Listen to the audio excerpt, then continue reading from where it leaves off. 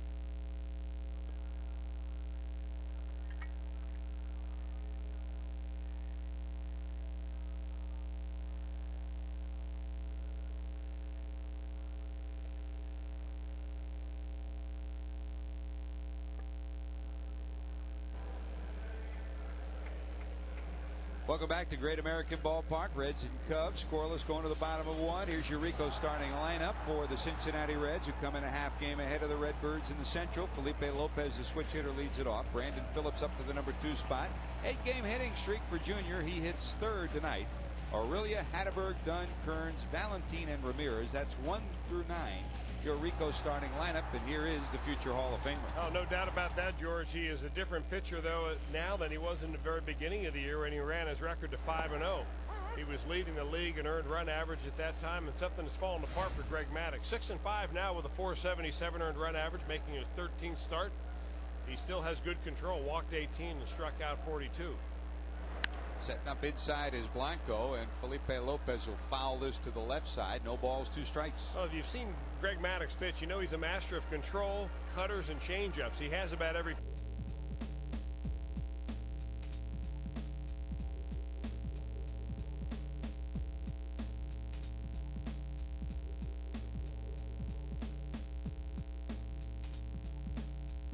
I hope that they got that many innings out of the Mad Dog tonight. Maddux in his career 20-16 against the Reds. That's like a Cy Young kind of year for him, and he's won 4 Cy Young awards, 4 straight from 92 through 95, and in 94 and 95 he was the unanimous Cy Young Award winner.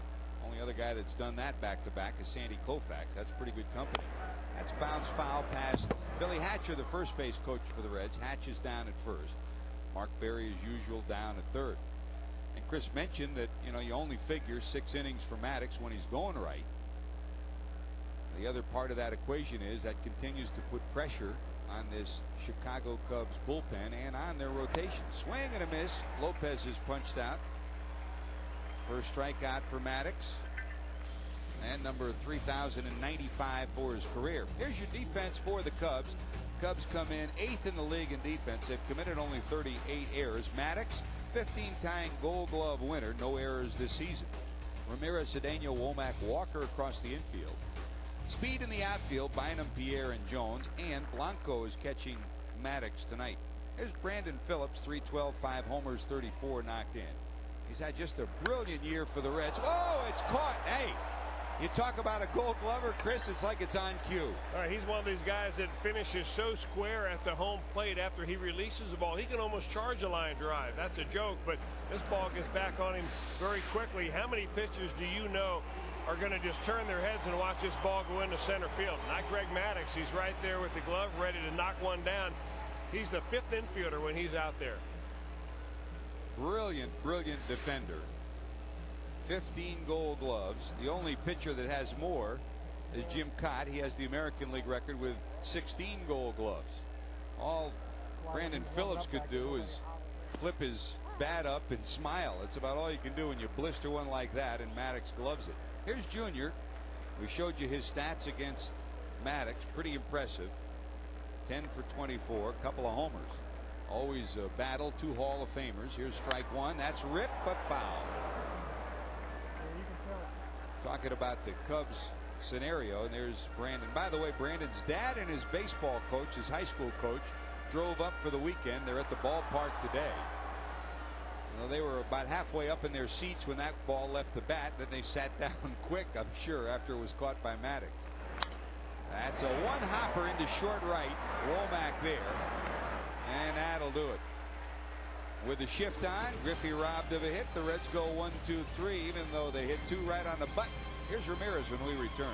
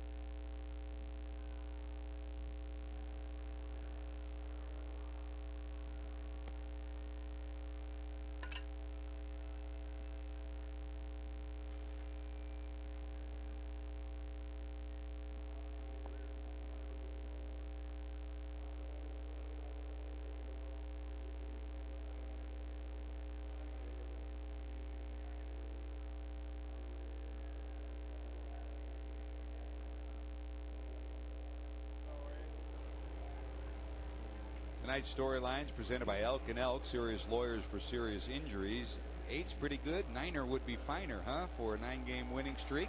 Reds haven't been haunted. Red starters have gone 37 straight games with 3 walks or less. They come in #1 in the league with the fewest numbers of free passes allowed in the National League. In fact, the Reds are the only starting pitching staff, the only pitching staff that is not past the 100 mark in free passes. The Reds have walked 98 coming into the game. The Cubs, for instance, their starting pitchers are ranked 16th, have walked 156. There's a bouncer down to Aurelia, and Ramirez is retired. And Chris, you can't minimize the effect that walks have, both on the offensive side when you get them and on the pitching side when you give them. Well, George, and this is such a turnaround for the Reds pitching staff over the last 2 or 3 years. I mean, it was 3 years ago that the Reds would annually lead the league in walks given up. They would strike out very few batters, and you're always pitching out of the stretch position. Your infielders are always nervous when there's somebody on base, and your pitching coach is pacing the dugout. That's what Don Gullah did most of his tenure here, and this Reds pitching staff has found the strike zone. You saw Bronson Arroyo there. He went 7 innings, didn't walk a batter last night, and you wonder why Arroyo and Ross are always on the same page. There they are, sitting there talking. They do that constantly when Arroyo is pitching or he isn't. Jack Jones bangs this one into right for a base hit. So Jones has really turned his season around. He started off 228 in April. The fans in Chicago got on him when he struggled offensively and made some errors. Since then, he's hit .336 coming into tonight. His average up over 300 at .302, and there's the first hit for the Cubs. 1 out, 1 on, and here's Ronnie Cedeno.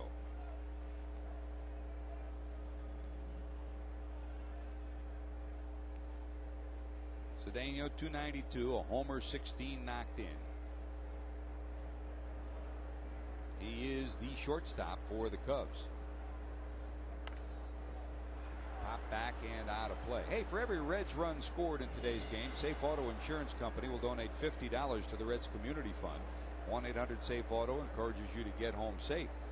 And most fans will remember everything that went on in the offseason. It looked almost assuredly that Furcal would wind up in Chicago. Didn't happen. They couldn't reach a contract agreement. The Dodgers did sign him. So Ronnie Cedeno moved up from Double-A to the majors last year, and he's the starting shortstop this year.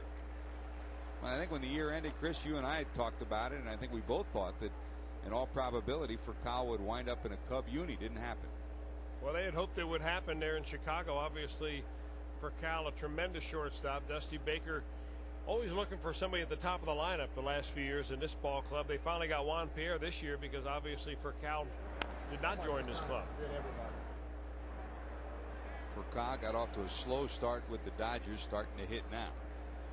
Dusty Baker, last year of his contract, there have been all kinds of rumors that he wouldn't be re-signed. He's sloughed them off. Jim Hendry, the GM, has said he's there for the remainder of this year, and who knows beyond. And he said, I can't worry about beyond. All I'm trying to do is get the ship righted and get this club back on a winning way.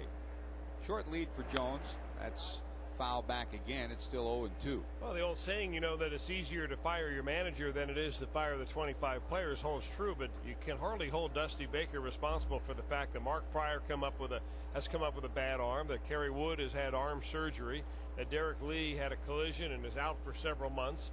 Those are the cogs in your ball club. Any team that sustains that type of those players on the DL, you're going to scuffle. 0-2. They'll toss over there. By the way, if you joined us late, Kerry Wood was placed back on the disabled list today with that right shoulder stiffness, so he will not pitch on Sunday.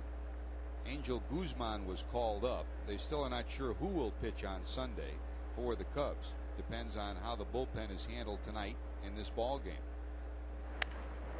Broken bat towards third. They'll have to hustle. Quick flip. Not in time.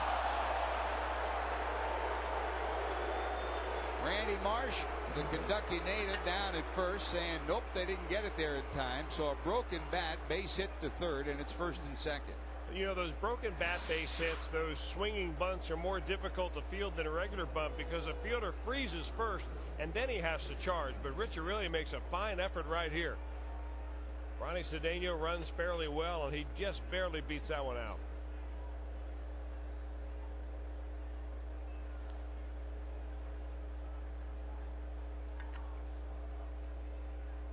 it looks very close. Wow. At the best, it's a tie. It looks like the throw might have beaten him. But in any event, it's first and second, 1 out. And here's Bynum, good speed, 214. Couple of homers, 6 knocked in. This one blew to left. Here comes Dunn. Got it. Second out. Here's our Honda standings update at the start of play tonight. The Reds, with their win yesterday while the Cardinals were idle, moved a half game ahead of St. Louis. Houston 6.5, Milwaukee 7.5. The Cubs 12.5 back at the start of play tonight. Cardinals are in Milwaukee tonight for the first of their series. That's your Honda Central Division standings update. And here's the catcher, Blanco. Chris Chambliss on the left, Tom Hume on the right for the Reds. And again, as usual, first inning or so, left field and center field a problem for the outfielders as that sun peeks over the top of the stadium. 1 ball to Blanco. Henry, good catch and throw guy. He'll always throw out about 40% who try to run against him, and as usually the case, Greg Maddux throughout his career is matched up with not the most offensive catcher, but the catcher he likes the best, which is usually the best defensive catcher and the best game caller. If you've been around as long as Greg Maddux, you have the juice to essentially name your battery mate. This one hit deep to left. Dunn going back, looking up. It's one hopping off the wall. 1 run will score. Around third, here comes the throw. Oh, the ball gets away from Valentin, and Blanco will pull into third as 2 runs score. Javier Valentin trying to grab the ball and swipe it to the plate. If he holds on, the runner's out. But you talk about a game of inches. If Aurelia's throw is ruled in time, the inning would have been over now, and if Valentin catches this, the inning would have been over. Well, you can't fall asleep no matter who's at the plate. Even Henry Blanco, who'd only had 4 hits and 45 times up, that's less than 100 batting average, but he hits the ball up against the wall. The play at the plate very close right here. Valentin can grab it and be able to hold on to it. As you said, George, he probably has his man. The question is, though, as that ball's coming in, you only see that runner at the corner of your eye. You're really not sure how close he is to the plate, how quickly you have to make that swipe tag. So here's Maddux with a runner on third, and he fouls that off. Maddux, he usually pulls his weight at the plate. He's in at 167, no homers, 3 knocked in, but very often when the game's on a line, he'll come up with a big hit or a productive out.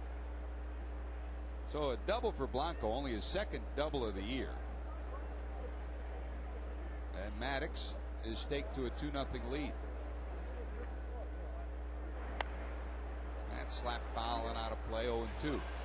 We told you about the move by the Cubs, the move by the Reds today. Edwin Encarnacion placed on the disabled list with that left ankle sprain.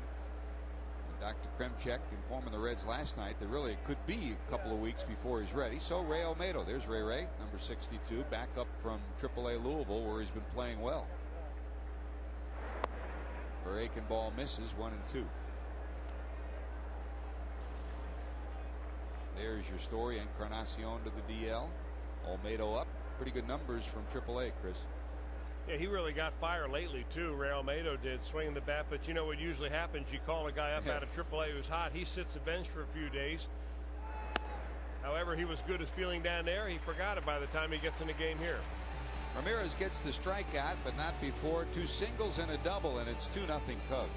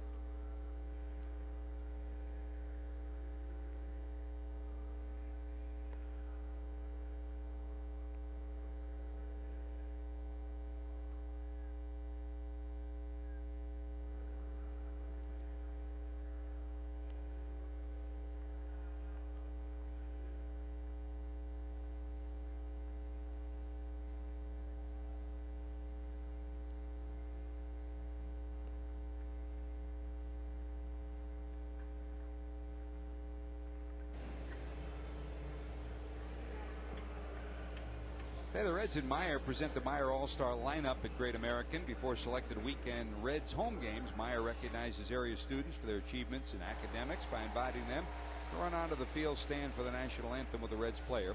These students qualified through their school's participation in the Myers Community Rewards Program. It's a part of Myers' commitment to education. Yep, it's official. A sellout tonight. They're selling standing room only tickets right now. And you see the Reds record 12-13 when games are sold out here at Great American Ballpark. See that Rich Cope? He's got that written, like he used to do in school for the chemistry test. He wrote it on his wrist coming in. Here's Aurelia hitting in the 4th spot. He'll be followed by Hatterberg and Dunn. We all had trouble getting through chemistry, didn't we, Chris? Boy, you know what? Some more than others, too, George. Thanks very much. That would be me. 1 ball, 1 strike. Swing and a miss. Aurelia, 8 for 39 and a couple of homers off Maddox. Against the Cubs, he struggled. 225, although he's hit for some power. 9 homers, 38 knocked in. There are a lot of folks that have struggled against that guy, though. Heading to the Hall of Fame, Greg Maddux.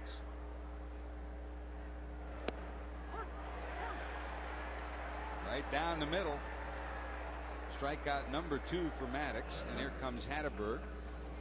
And here comes our Fox Saturday baseball game of the week. The Indians visit the Windy City to take on the White Sox in a showdown between AL Central contenders. Coverage begins at 1 o'clock in high definition on Fox.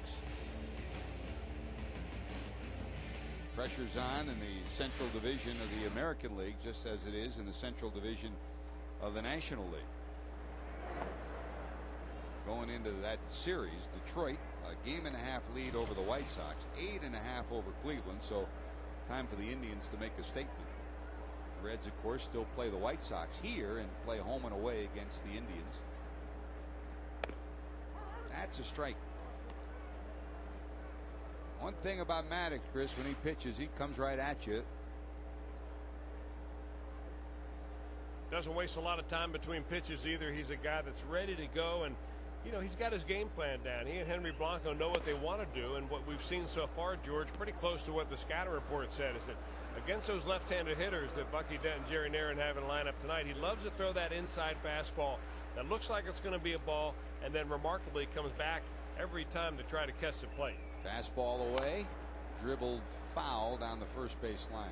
I'll never forget sitting with Joe Torre in 1996 when the Yankees were playing the Braves in the World Series, and I asked him the toughest thing about facing Maddox. And Torre, of course, a former catcher. He said, you know what he does with that movement? He makes the strikes look like balls and the balls look like strikes. And as a hitter, that's what confuses you. Well, that's simplifying it. If you have a pitch that moves like Greg Maddux, you can do that. Dribbler down to second. Womack has it, 2 away. I think one of the remarkable things about Greg Maddux, even in a year when he struggled over his last few starts, but look at the lefty-righty split. Most of the time, right-handed pitchers have a hard time with left-handed hitters. It's just natural. But Greg Maddux has a lower batting average against those lefties than he does the right-handers. And that really means to me that his breaking ball is not as good as it used to be, but his placement of his fastball and his changeup are every bit what they always have been. Here's Adam Dunn hitting 6th tonight. He's 6 for 31, and he has touched Maddox 3 times for homers. Dunn's been successful against the Cubs, 26 homers in his career against Chicago, but 17 of those 26 have been at Wrigley Field. He is right now the all-time home run leader since he came into the league by opponents at Wrigley. Comes into tonight with those 18 homers and 35 knocked in.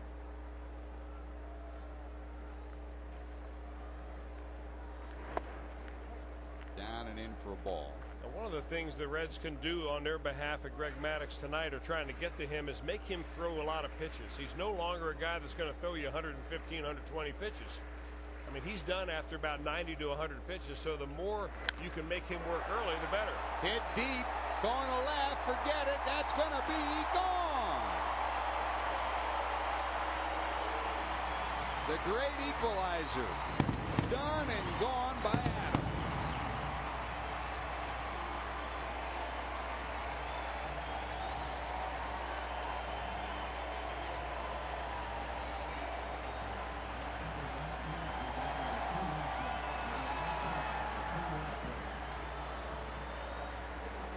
Dusty Baker's seen that a few times.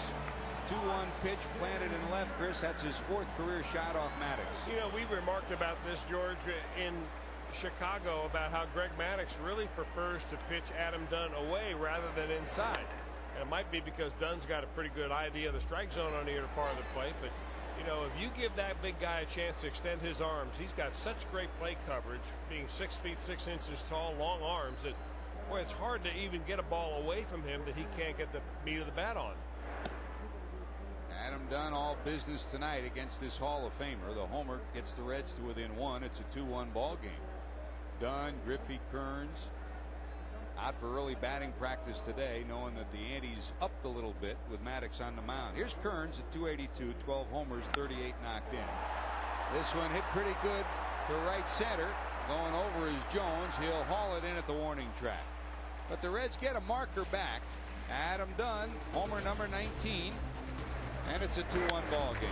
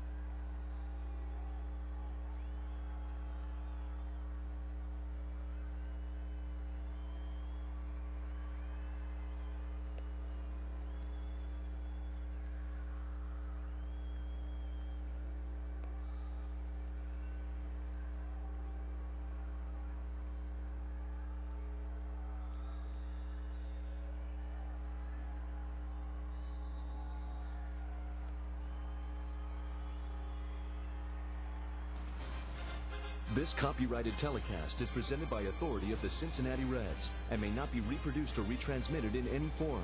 And the accounts and descriptions of this game may not be disseminated without the express written consent of the Cincinnati Reds. Here's our Ohio Lottery instant replay, number 19 from the big guy. Going the other way with it, George. You remarked the other night you've seen Adam Dunn hit a number of doubles in the left center field gap, and that's a good sign. This is also a good sign. You see him leave the park going out the back door right there. Nicely done. Cuts that Cubs lead in half with that swing. And the big guy from Texas delivers big time, and the Reds are on the board. It's 2-1. Here we go. Top of 3. Here's Tony Womack. Popped up his first time up. Womack takes a peek down at Aurelia, who's in tight, 2 steps in front of the bag at third. Womack's always a danger to bunt. You got 2 of the best bunters in the game of baseball at the top of this lineup. Womack can drop it down to third, drag it down to first, and even with 2 strikes, he'll do it. Tony's been in the postseason 5 of his 12 years in the major leagues, and a lot of fans will remember the bat work that he used in the World Series for Arizona. 2-strike sacrifice bunt that set up one of the key runs in that ball game. Some guys, even with 2 strikes, you know they're going to get a bunt down, and he is one of them. 2 balls, 2 strikes, so they'll drop back a little bit. Hopped up. It'll reach the seats and be out of play. Hey, you get a home run like Adam Dunn did for the Reds there in the bottom of the 2nd inning, and it should fire you up a little bit if you're Elizardo Ramirez. You know, you gave up a couple of runs. You let the number 8 hitter in the lineup hit a double off you and score some runs. And he cuts the lead in half, Dunn does, and that should kind of get you going a little bit. Instead of worrying about, you know, what the score is, you worry about keeping them where they are because your offense is going to score. Don't forget, more Reds baseball will be coming your way. Game 3 of the series tomorrow. Lefty Brandon Clausen will go for his 4th win against the big burly right-hander Carlos Zambrano, who's really flirted with 2 no-hitters this year. Doesn't have one yet, but he's pitched brilliantly. We'll be on the air with Real Reds at 5:30. The game will follow at 6. Remember that. It's an early start tomorrow. Zambrano against Clausen right here on FSN. Here's Pierre. Breaking ball drops in there for strike 1. He bounced to second first time up.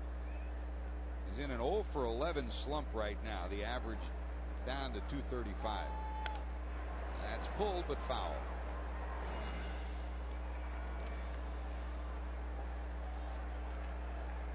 You know, when you're slumping like Juan Pierre, every time you look at the scoreboard, you look up there and you're 0-1, 0-2, 1-2. It seems like pitchers are just getting ahead of you a lot. The way he worked that particular foul ball, he works way around it. He's kind of hooking the ball a little bit, not staying in there, not doing the things that we've talked about, George. And we hear Chris Chambliss preaching to the Reds constantly. Let the ball get deep on you. Try to flare it the other way if you have to. 0-2, and this is where he's been a lot. You hit the nail on the head, Chris. He's 1-2, 0-2 in a hole. Balls that he used to drive to left or hit up the middle or even drop a bunt down on and become ground balls to the right side in the dirt. But you have a feeling the way this kid works, he's one of the hardest workers in the game. He was out early today working himself, but also working with Derek Lee. Lee had the cast taken off his broken wrist and started to swing the bat a little bit. He hopes to get back within a couple of weeks. But Pierre's that kind of guy. He'll work for himself and he'll work for his teammates too. You know what though, George?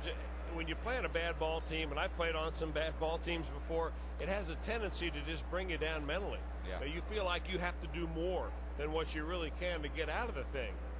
And this Cubs team has just been so beset by injuries. 3-2 to left. Dunn going over. Got it. Pierre retired. He's 0 for 2. And here comes Todd Walker, who popped out to second first time up. We're just about out of the Sunfield dangers right now, but anything in left center still could be tricky. And as Dunn got close to that ball, he was right about in the spot where the sun will blind you again. It's all about angles. When the sun comes like this, you try to approach a ball so that you're not looking where the sun was coming from. It's still not an easy time of day to see the ball, though, when you're a hitter either. Tomorrow will be even more difficult with the early start. 6 o'clock start. You'll have it for probably 4 or 5 innings. Against Carlos Zambrano? Thank you very much. I'll be happy I'm up here. You're not the Lone Ranger. 1 ball, 1 strike to Walker. There's Carlos. And he's one of those guys that every time he goes out, you have a feeling he just might throw a no-hitter.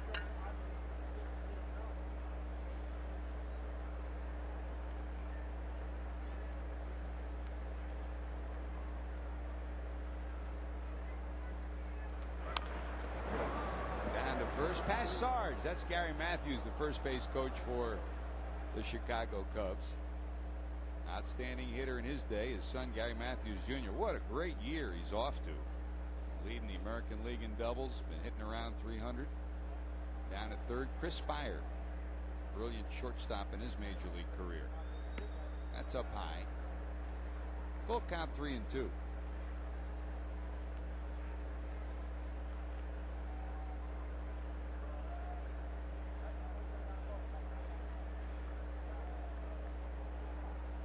Second straight batter Ramirez has gone full to. You got to throw a strike to Walker. He spoils it. He'll try it again, 3-2.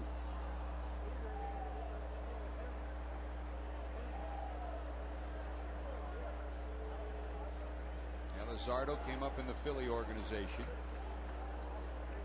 Came to Cincinnati as part of the Corey Lytle deal. Hop back and out of play again.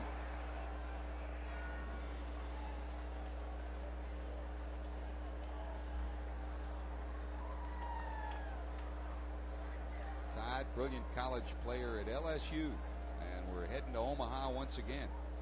The Super Regionals this weekend, and they'll pick the final 8 to go to Omaha. Skied to right field. Kearns over. He's got it. It's a 1-2-3. So Elizardo settles down. It's a 2-1 ball game. Ramirez due up second when we return.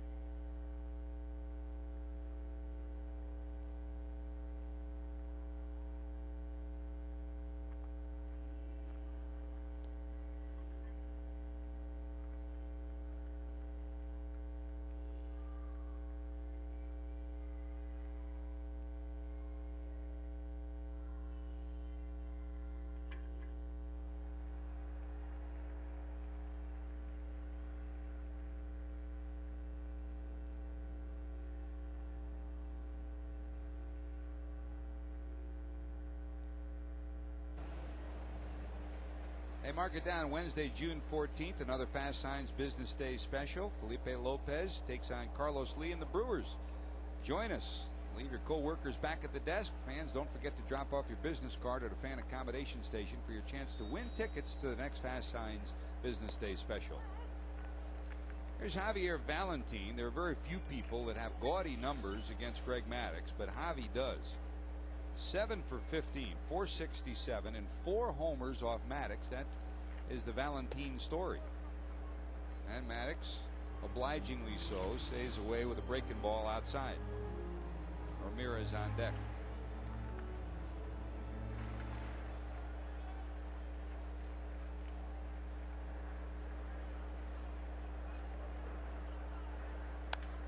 Bounced off Maddox's leg. Here comes Womack, and he'll get it over there. Well, sometimes you don't always even have to catch it to help the defense. This was heading to the center field. He doesn't get the glove on this, but they get a 1-4-3 put out. Not very often that you see Greg Maddux get hit on a body part other than his glove. That ball, like a shot, came off the bat of Javier Valentin. It turns out to be an out. They're going to take a look at Mad Dog while he's out there now. I'll get those puppies barking a little bit. That's Mark O'Neill, the trainer, checking them out. And Chris, the amazing thing, I mean, he's such a tremendous defensive addition to any alignment, but I mean, so many people come right back at the middle. It's amazing he hasn't been hit more times than he has. Well, especially, George, you're exactly right with the way he pitches. That sinking fastball, when he gets it out there to left-handers, pitchers know when you throw a certain pitch that goes down and away to the opposite hand hitter, to a right-handed pitcher, a left-handed hitter, you have a feeling when that ball is thrown that it's coming right back at you. And of course, after all the innings that Greg Maddux has logged in his career, you got to figure that he has a pretty good idea when that ball is going to come right back at him. Larry Rothschild returns to the dugout, gives his report to Dusty Baker. Chris Spire telling everybody, move in, this guy might bunt.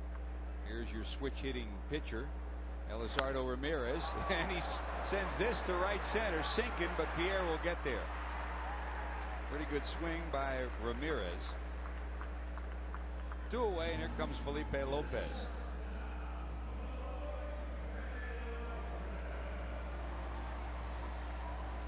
There's some guys that pitch and win with stuff. There are other guys that pitch and win with a whole lot more than that, and that's the Greg Maddux story. And it's hard to believe, but 20 years ago, he won his first major league game against the Reds. Called up in September of 1986. won an 11-3 game here in Cincinnati. His first complete game, his first victory. And 20 years later, he's still doing the same thing. Strike one to Lopez. Hey, Grand Victoria Casino and Rising Sun Summer of Fun giveaway back from June the 11th from 10 to 5. Win a new car or $25,000 in cash. Restrictions do apply. See the casino for rules. You know, one of the common threads that binds all those can't miss first ballot Hall of Famers like Ken Griffey Jr. or Greg Maddux is the fact that they break into the major leagues at a young age. You talk about Maddux picking his first win up in 1986. He was 20 years old then. So he's had a long time up here, but he learned by fire at the major league level. 2 ground ball outs, a quick 1-2-3 in the third. Here we go to the fourth. Ramirez will lead it off.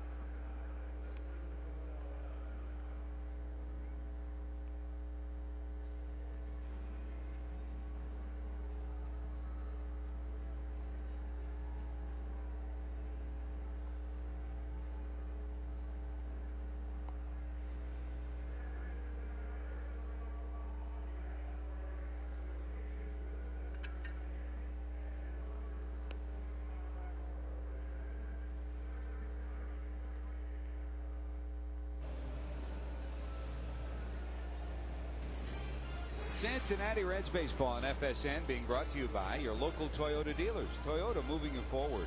By Advance Auto Parts, providing car care know-how to protect your investment. We're ready in advance. By Rico, move your ideas forward with Rico dependability. And by your local Jeep dealers. Come in and check out the all-new 7-passenger Jeep Commander. Reset this one for you. George Grant, Chris Welch, our entire crew. The Cubs lead it 2-1 on a run-scoring double by Henry Blanco. They scored 2, and then the Reds got one back on an Adam Dunn homer. Here's Aramis Ramirez, bounced to third in the second, 0 for 1. Ramirez pretty good against the Reds in his days in Pittsburgh and in Chicago. 19 homers, 69 knocked in. He pops this up. Valentine giving chase, but it'll be in the seats. In a jam-packed seating area behind home plate. It is officially a sellout tonight. They're selling standing room only tickets, and we're looking at the prospects of the same thing for Saturday and Sunday too. Every time the Cubs come to town, you always get a boost up, but now the Reds are winning and the Cubs too. That's a pretty good combo. 0-2 to Ramirez.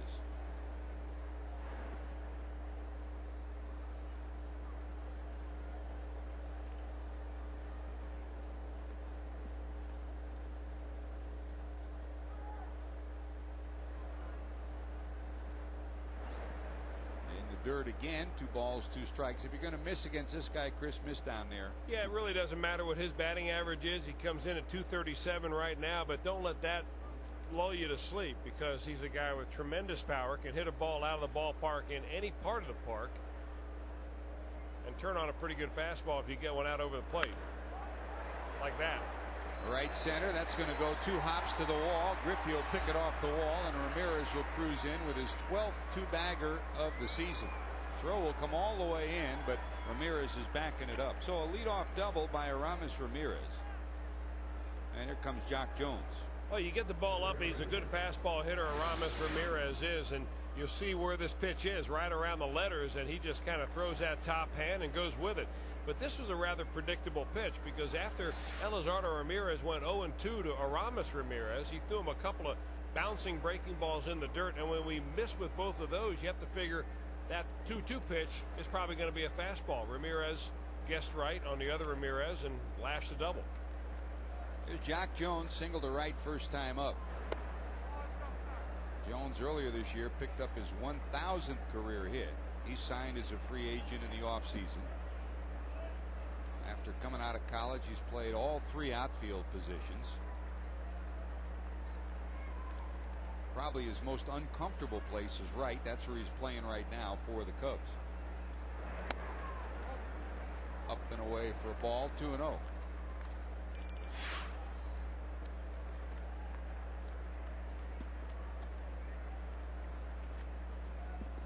Better hitters on the road in the league. He hits .327 on the road. He's 1 for 1 tonight. Been in the top 5 in that category most of the last month.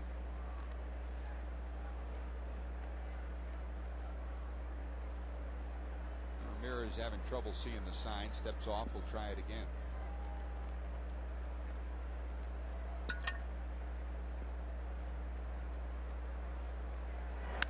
Hit hard. Backhand bobbled. Phillips can't pick it up. It'll be first and third. That'll go as a base hit. Jones hit it right on the button. If Phillips picks it cleanly, he's got to play. Well, this ball tried its best to undress Brandon Phillips on its way to second base. This ball blistered, and a short hop, the toughest kind right there for an infielder to try to gather in. Not only that, it was a backhand side for Brandon Phillips. He did a good job just knocking that ball down. Probably saved a run by keeping that ball in front of him, more around him.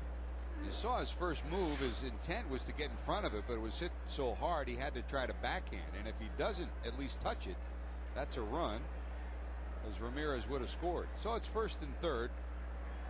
We'll see what Dusty Baker does with Cedeno at the plate. This team has been struggling to score runs. The Cubs come in 15th in the league with a .254 batting average. The Reds are 8th in the league. The Cubs are last in homers. The Reds are first. So Dusty Baker's been forced to do some different things. Hit and run, try to move runners over. He's got some good speed at first. Popped up.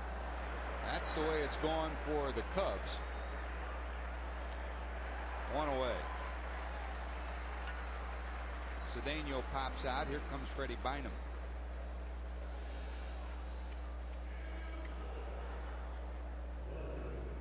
Time for our Aflac trivia question for the night. Aflac! Since 1900, who's the only pitcher who already had 300 wins to pitch for the Reds? The only pitcher who already had 300 wins to pitch for the Reds. Rich Cope's going back, pulling that one out of the archives again, huh? Here's Bynum, fly to left, first time up. Well, if you know all 22 pitchers that have had 300 wins or more, you've already limited the field. You got your short list.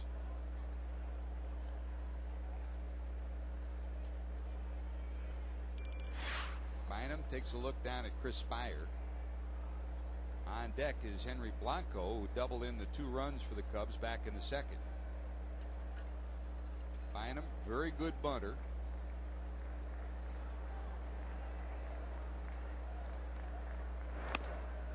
That's a strike. He did Elizardo Ramirez a favor the first time he faced him in the second inning. With 1 out and a couple of guys on board, he went after that first pitch. It wasn't a really good hitter's pitch either, just kind of flied out very lazily to left field. Easy would love to get a ground ball right at somebody in the infield here. Greg Maddux talking to his pitching coach while the offense unfolds before him. Now you talk about the little things, and the Reds have been on both ends of it. In April, when they won 17, they did all the little things offensively. In May, they didn't. Now they're doing it again. But perfect example, first and third, Cedeno, you just want a productive out, not a pop-up or a strikeout. He pops up, and now Elizardo trying to get Bynum to give himself a chance to get out of the inning without any further damage. Reds were at double play depth with first and third and Cedeno at the plate. If he had hit a ground ball to short, at least they would have gotten a run out of it. If he had gotten a productive out, he would have gotten a run out of it even without a double play. As it was a pop-up and still first and third. On the corner, nice pitch. 2-2.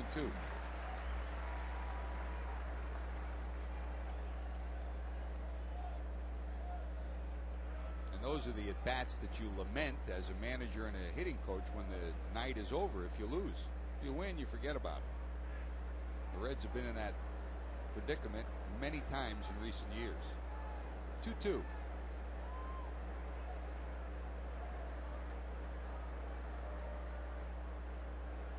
Jones not going, in the dirt. Nice block by Valentine.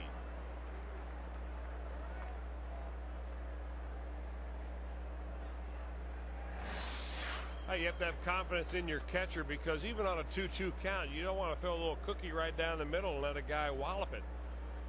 So you make that breaking ball appear like it might be a strike, but try to get the lower end of the strike zone with it. That one was way too low, and Valentine there to block it. Good receiver. 3-2. We'll see if the runner's going. He is, and it's slap foul.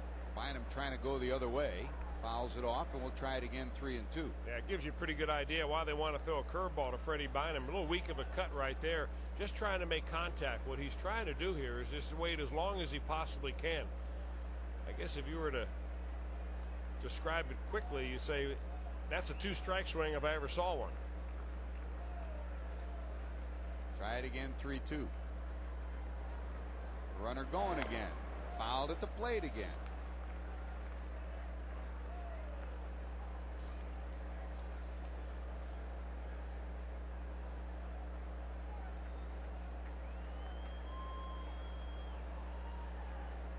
Bynum steps out, checks out Spire. So does Jock Jones down at third.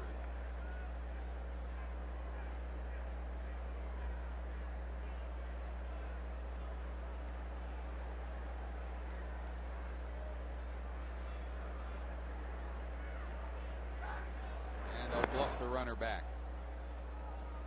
Not a bad idea right there. Now, Jock Jones has been around a while, and the chances of him falling into that trap are minimal, but not a bad idea anyway. After you get to that 3-2 count, he's run a few times. You've had some foul balls. Anything you can do to shorten him up. Runner going. That's ball 4, and they're loaded. So the 3-2 battle won by Bynum, and here comes Blanco.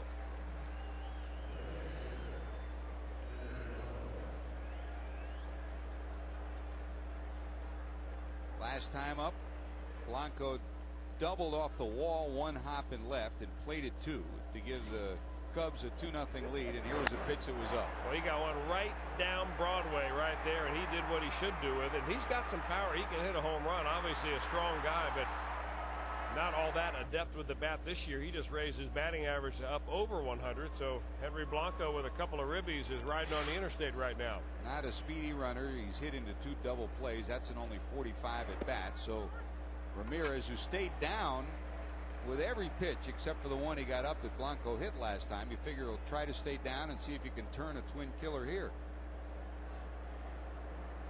Base is loaded, 1 out.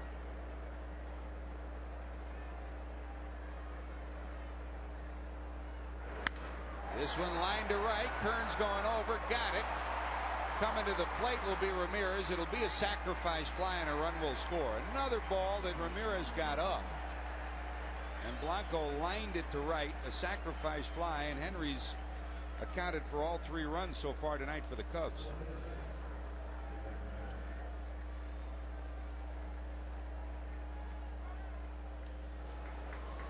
You know, Chris, last night we had Bucky Dent on between innings. He had a great comment. He talked about when we asked him about the defense, and he said, well, defense goes with pitching. When you make the right pitches, sometimes the defense follows. Again, a pitch that's up, he elevates it, and there's your fly ball. Well, you're right about that, George. And, you know, Henry Blanco is certainly a candidate for a double play if he hits a ground ball anywhere, because he doesn't run very well. But at the same time, if you're Elizardo Ramirez, you're looking around, you got bases full, and you can't afford to go down and count to him 2-0, 3-0. So you got to throw a strike if you happen to get it up a few inches. Blanco's as good as anybody to make a mistake to. Here's Maddox. Bloop to right, and they won't get it. It's one hop off the wall. And Hatterberg slides into the tarp.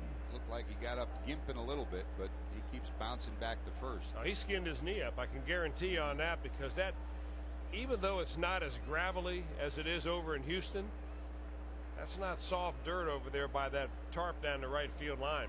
He went over very quickly to the wall and then had to slide in order to stop himself.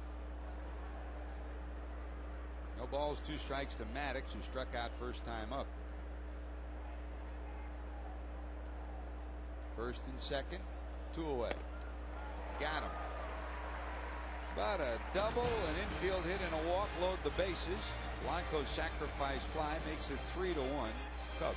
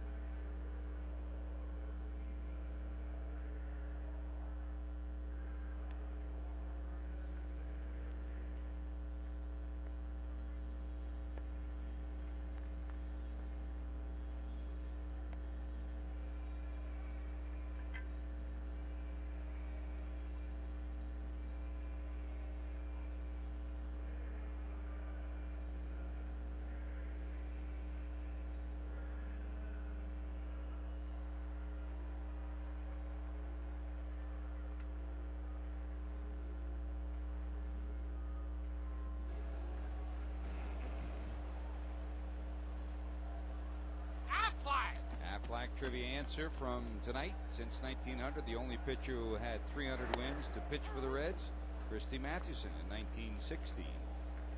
Master of the fadeaway. Into the sunset, too, and a Hall of Famer. Here's Brandon Phillips. He blistered one. There's one down to third. Ramirez picks it up and gets the out. Well, Phillips has hit 2 of them right on the button. One caught by Maddox in the air, and this one knocked down by Ramirez. He's got plenty of time, and he throws him out. Oh, you play third base, the ball gets on you so quickly. If you can just knock it down, stay calm, and then find it, oftentimes you're going to get your runner, even if he is a speedy runner like Brandon Phillips. You know, third base has been described as playing third base is like a fumble. You just react to the ball whenever it gets to you, and you go for it. Griffey bounces it foul. I mean, you can double dribble it down there when it's hit hard, still have time. And Phillips runs well, and he still had plenty of time to throw him out. Here's Junior, bounced to second, hit it right on the button, but right at Womack, who was about 50 feet onto the right field grass. Pepsi, it's a preferred drink, proud sponsor of the Cincinnati Reds, a team of tradition. Pepsi, it's the cola.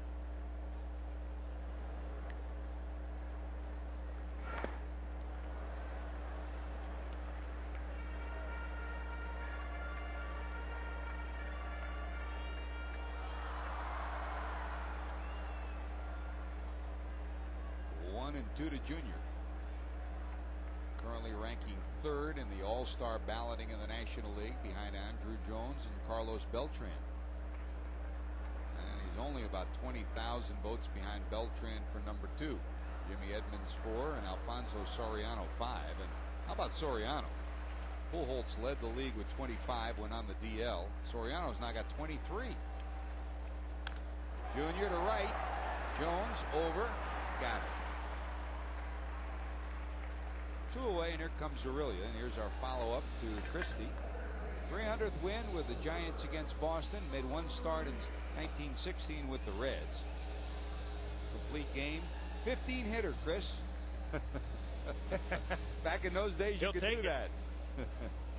Yes, they did have to throw overhand back in those days. You get a complete game 15-hitter today, your father's got to be the manager. He's been out to the mound a few times.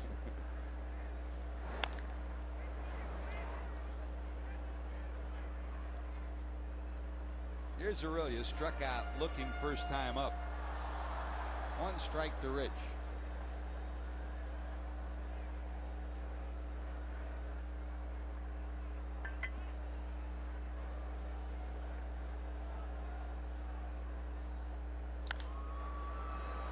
Hopper down to short. Cedeno takes care of it. The Reds go 1, 2, 3. 2 straight 1, 2, 3 innings for Maddox. Aurelia goes back to third. Here's the top of the order.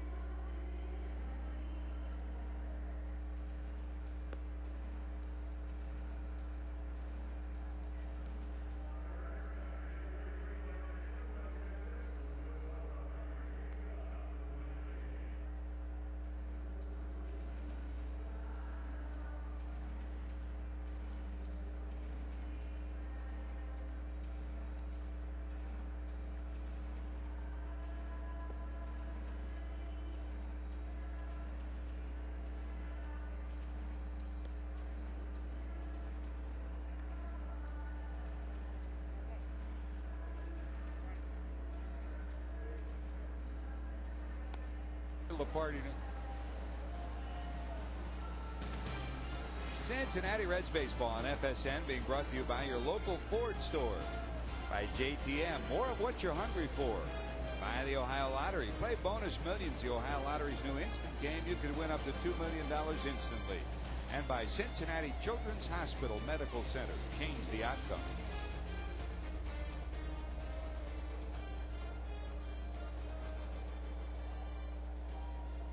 Henry Blanco, 3 runs batted in for the Cubs. Adam Dunn, a homer for the Reds. Here's Womack, who homered last night, slapping this one high in the air into right. Kearns has it 1 away. Womack so far 0 for 3 tonight, and here comes Juan Pierre. Hey, get your need for speed with the Meyer Kentucky Speedway Racing Report. Join Jim Day and Tim Bray for a comprehensive half-hour focused on the Kentucky Speedway and area motorsports. The Meyer Kentucky Speedway Racing Report, Sunday at noon right here on FSN Ohio. Be sure you tune in this week. Special guest, the Segman. Bill Dennison will be there interviewing Carson Palmer, who is becoming a big race fan.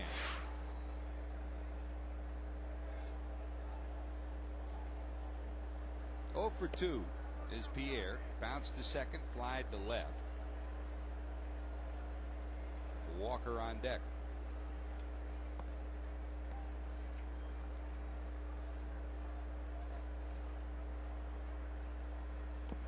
Showing bunt, gets it down, bobbled. It's a fair ball. It'll be a base hit.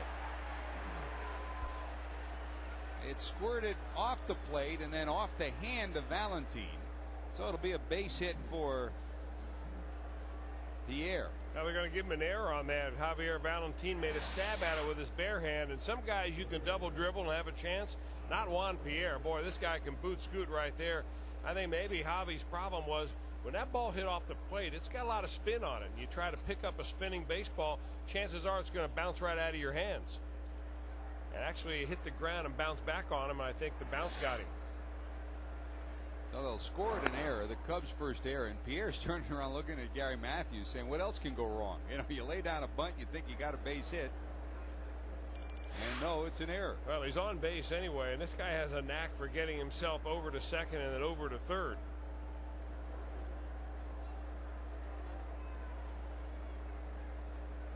There's Walker, popped to second, flied to right. You have to be very cognizant of Pierre down at first. One of the best base stealers in the game. He's either been first or second in the league every year he's been in the league. He's got 286 stolen bases since he got into the league in 2000. Nobody's better at that than him since he got into the league.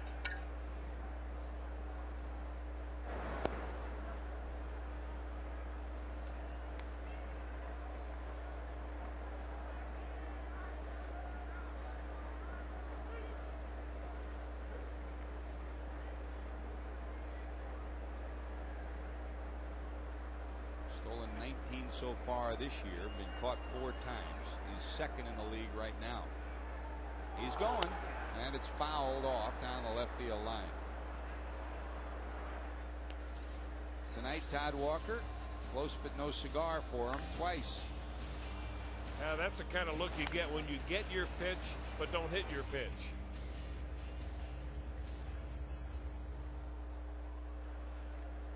Todd Walker would be on that all-time expressions team that you had, you know, like Michael Tucker. Right? He was one of the best. Yep. 1 ball, 1 strike. Here's another one for the archives. There's a pop up to center. We'll just show you the shot. We won't let you hear what he said. That's a pop up. Here's a look.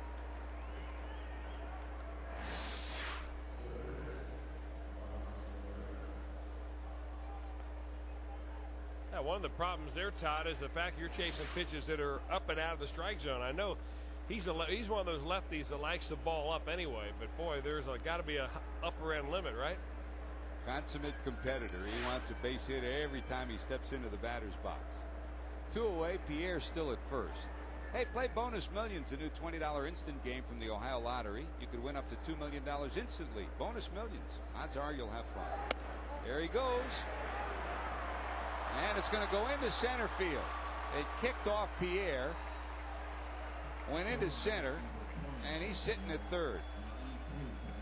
So that'll go as the stolen base number 20 on the year for Pierre, and an error on the throw as it caromed off Pierre, and Phillips couldn't get it. Well, everything has to go just about perfect to get Juan Pierre at second base on a stolen base. The first thing, the pitcher has to hold him tight, make sure he doesn't have a big lead, and get the ball to the catcher quickly. Then you have to have a perfect throw by the catcher, and none of that happened. Elizardo Ramirez didn't hold Pierre well. That throw goes off the runner, goes into center field, and Pierre, he's on third. I mean, with the good base stealers, a single or a walk is like a triple, and that's the Pierre story. And there again, we talk so often about stealing bases and doing it early in the count. Here's the 1 ball, 1 strike delivery to Ramirez. In that at bat, for instance, if he had been able to steal early, the fly ball by Walker would have been a sacrifice fly, and the Cubs would have another run. Now he's sitting on third with 2 outs, and Elizardo Ramirez has a chance to get out of it if he can get Aramis Ramirez here. Ramirez doubled his second time up, and scored on the sacrifice fly by Blanco. He's 1 for 2.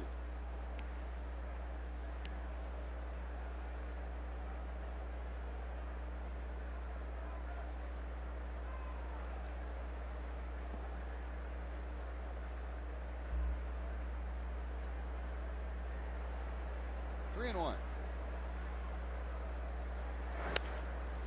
Down to short. Felipe has it. That'll do it.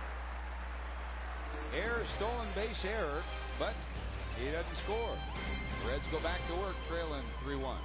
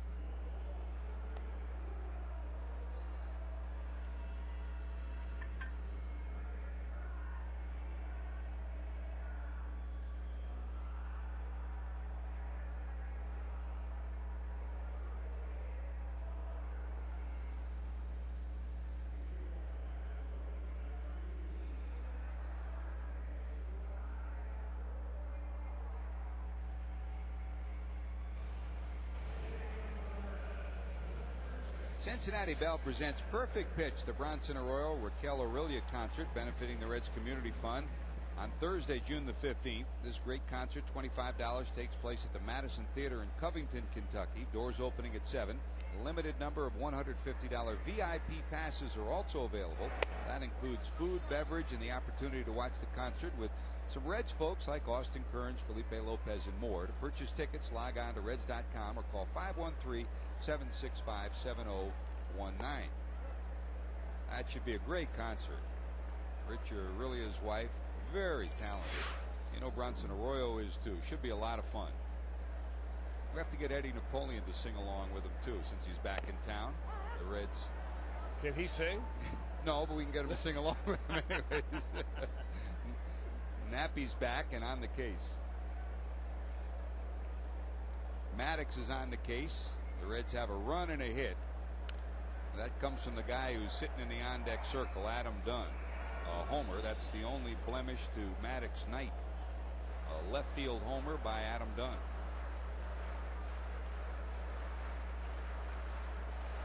Two balls, two strikes.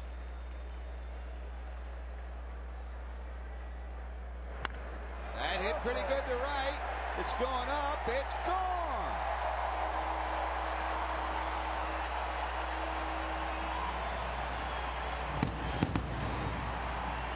Scott Hatteberg delivers his 4th homer of the year, and the Reds are back within 1, 3-2.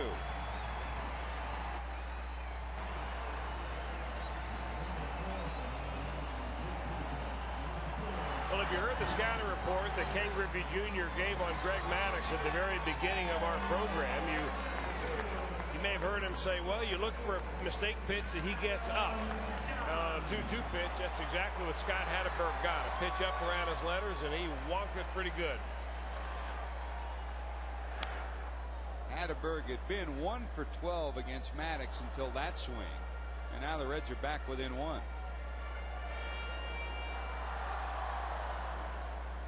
And here's Dunn. Dunn ripped his 19th of the year back in the 2nd. We talked about it last night involving the Reds and pitchers. In 50 career starts against the Reds, Greg Maddux has now allowed 34 home runs, most versus any opponent in his career. 34 homers in a 20-year career. That's a bouncer down to 2nd, and once again in short right field, Womack has it. Dunn's retired, 1 out. Here comes Kearns, and here's another look at Hatteberg. Well, location is everything for Greg Maddux, especially nowadays when his fastball's only in the mid-80s, but he gets a pitch up to Scott Hatteberg, who has been very tough all year long. Lefties, righties, it doesn't matter. He gets his pitch, and he usually launches it into the gap for a double. That time he clears the fence. The bad news for Greg Maddux is he's given up 34 homers to the Reds. And I'm just taking a guess, Chris. The games that we've covered, Hatteberg the most recent. Most of the time when Maddux gives up a homer, very seldom is it a multi-run shot. It's usually a solo shot. It'll take some digging to figure out exactly the breakdown on his home runs, but you're right, George. That was his 303rd home run given up so far for Greg Maddux. Make it 304 with Adam Dunn hitting one tonight.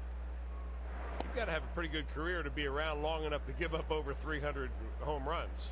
That's what your old coach Robin Roberts would always tell everybody when they'd say, you know, how many home runs you give up? And he's right. You know, you're around that long. Mm-hmm.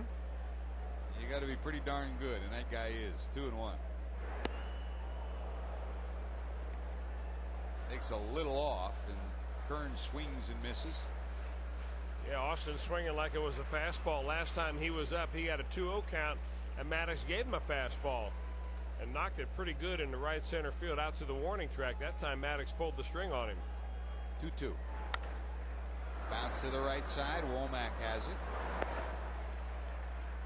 2 away, and here comes Javier Valentin, who bounced out first time up. Our Down on the Farm Cincinnati Children's Hospital report. Louisville won again last night 4-3.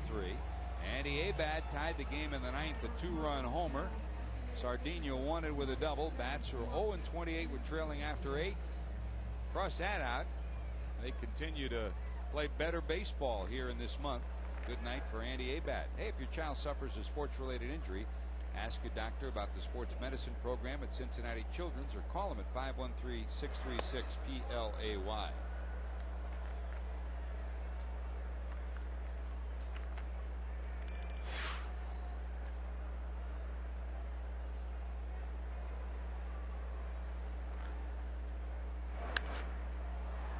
Sends it to left, high in the air. Bynum will have room, though. At the warning track, he'll haul it in. That'll do it. A leadoff homer by Hatteberg.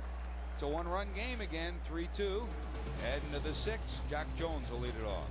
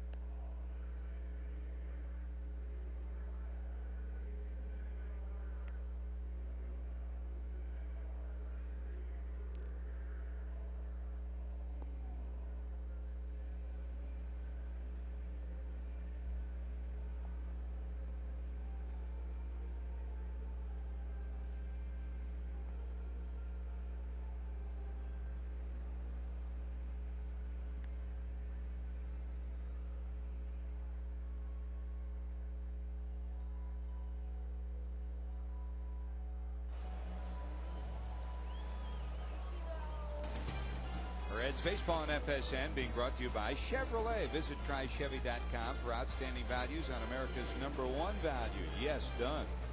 By State Farm. Great service, great rates. You can get it all from State Farm. By Domino's. Call Domino's. Order their large one-topping pizza and 3 classic steak hoagie for only $9.99. And by your local Honda dealers. Visit myCincinnatiHondaDealer.com for your best Honda buy.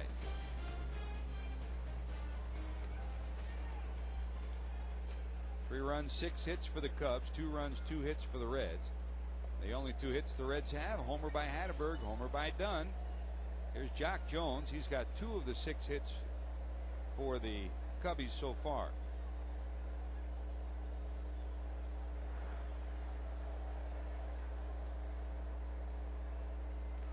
Single to right, single to second.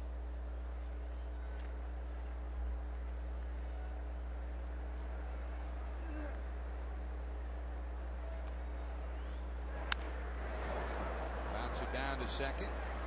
Phillips has it, and there's 1 away. Actually, that scoreboard should be correct. There are only 5 hits so far, and Jones has 2 of the 5. And here comes Cedeno, who's got a base hit of his own. Infield hit in the 2nd, and then popped up in the 4th. Elizardo hanging in there as we go to the 6th inning. And activity in the Reds bullpen just in case here in the 6th. Activity starts for 2 reasons. Number 1, Ramirez is in the 6th, Chris, and he's due up first when we go to the bottom of 6.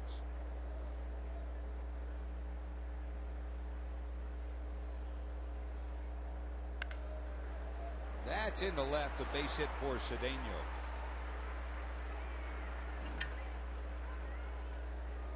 Elizardo Ramirez has done a wonderful job on the first 3 guys in this Cubs order. They're 0 for 9 overall, but it's not until you get to the number 4 spot where they start picking up a couple of hits. Still, he's been pretty stingy with the hits overall. That's just a 7th on the night for the Cubbies. Was that the 6th? Only 6. Fly ball and a walk for Bynum. He walked to load the bases in the 4th, and then Blanco had the sacrifice fly that plated the 3rd run for the Cubs. Henry's had a heck of a night getting the start tonight with Maddox on the mound. He doubled in 2 in the second, and then the sacrifice fly got the 3rd run in. Blanco is now on deck.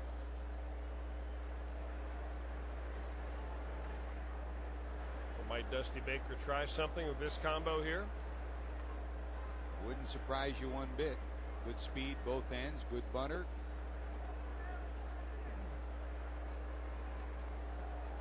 Aurelia, just in case, in tied at 3rd. Of course, the game within the game is that you've got eyes from that Reds dugout looking at Chris Spire down at 3rd base, also checking out Dusty Baker, trying to ferret out some of the signs, maybe give them a heads up as to what's going on. Runner not going, pitch a strike. We've seen the Reds twice on this recent road trip, George, pitch out at exactly the right time and thwart a hit and run, once by Tony La Russa's crew, once in Houston. Mark Berry flashing signs for Valentine. And he joined us late. Bucky Dent managing the club. Jerry Narron's attending his daughter's graduation back home. Congratulations to Claire and the whole family back in Goldsboro, North Carolina.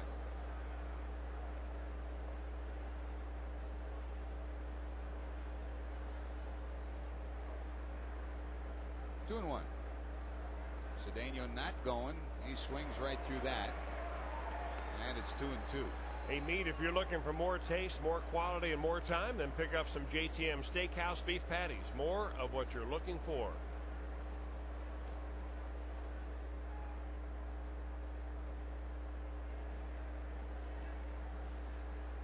Not likely now that they do anything. Bynum struck out 21 times in 56 at bats. Strike him out, throw him out, double play, not what Dusty Baker would want. Runner not going, slap foul.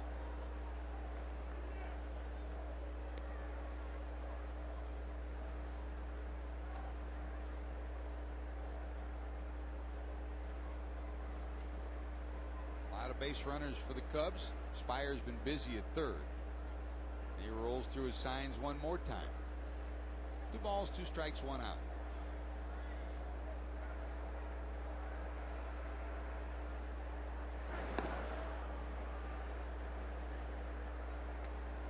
They're underway in Milwaukee.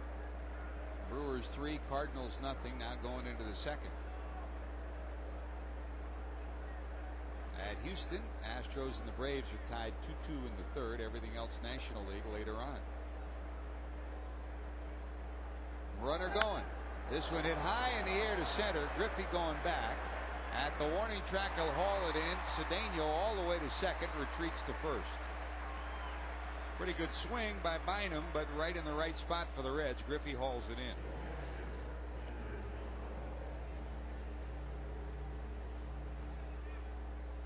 And here is Elizardo Ramirez's nemesis for tonight. Henry Blanco doubled in 2 in the second. A bases loaded sacrifice fly plated the 3rd Cub run in the 4th.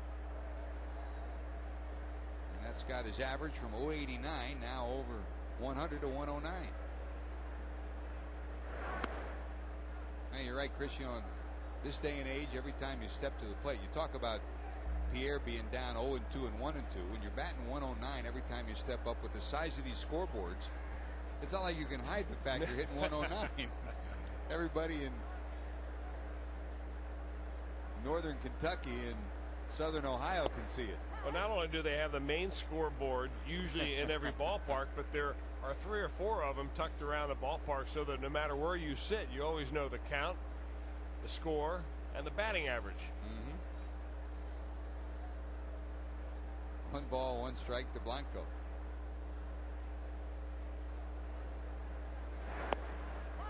In the old days, you were lucky just to get a score. Now you get height, weight, average, kids, and everything else. When you're hitting 450, you like it. When you're hitting 109, it's like the guys that get a hit the first time in the first game of the season. They ask a photographer to take a picture of the scoreboard. When they come up next, they're batting 1,000. 94th pitch coming up for Elizardo Ramirez.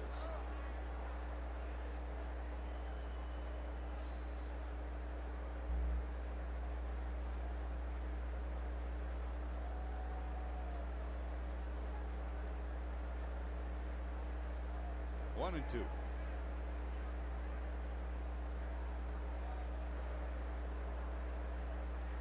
Runner not going. Missing up and in. 2-2.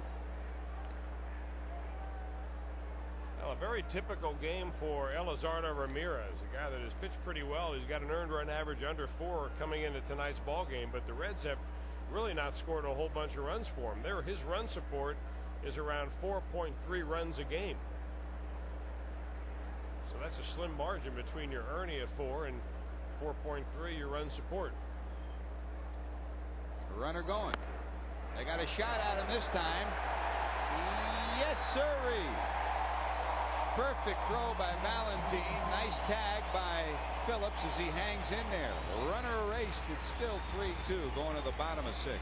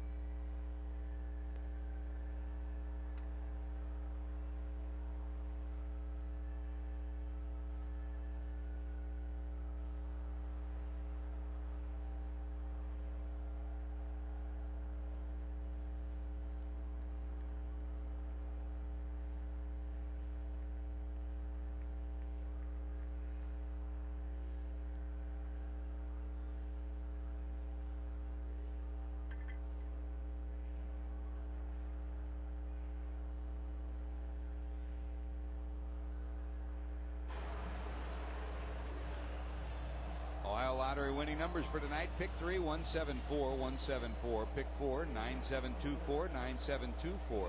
Rolling cash 5, 317, 19, 21, 34. 317, 19, 21, 34. Hope you had a winner tonight in the Ohio Lottery. Elizardo Ramirez night is done. He exits after allowing 6 hits and 3 runs. Ray Olmedo coming in to pinch hit.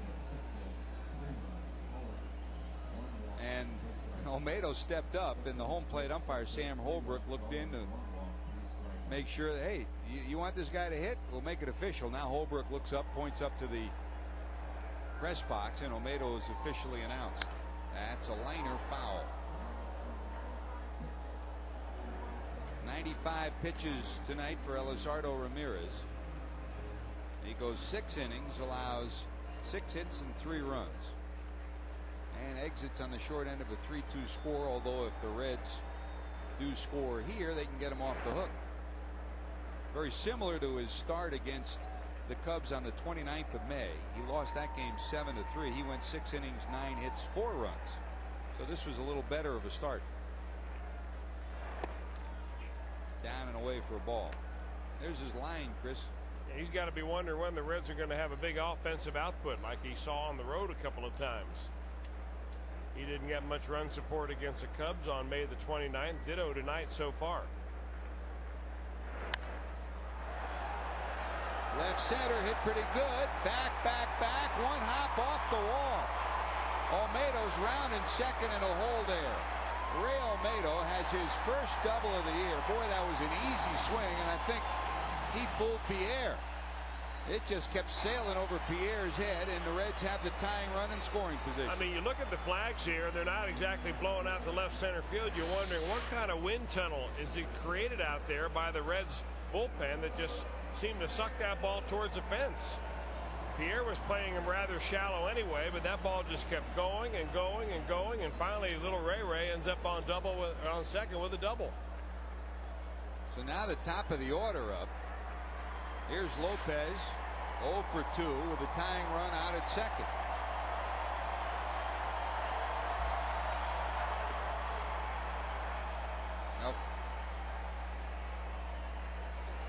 Now, this is one reason why Greg Maddux is no longer an 8 or 9 inning pitcher. Batting averages go up and up dramatically after you see him a couple of times this season. That's a base hit. Olmedo had to hold. They're going to send him. Now they'll hold him. The throw all the way in. A great throw by Jock Jones. He would have been dead. And you can't fault Olmedo because the ball was hit right on the line. He was afraid that the ball would be caught in the air, so he had to hold in that moment, prevents him from scoring. Well, any ball that is hit this hard, you're going to freeze temporarily anyway, because from your perspective at second base, you can't tell that ball's getting by the first baseman. So he holds right there. Remember their situation. There's nobody out, so Mark Berry's not going to take a chance and run Olmedo into home and maybe run yourself out of an inning right here. Not when you have the lineup turned over and the hottest hitters coming up. Well, here comes Larry Rothschild off to talk to Maddux as they get some action down in the bullpen for the Cubs. Remember Greg Maddux' story.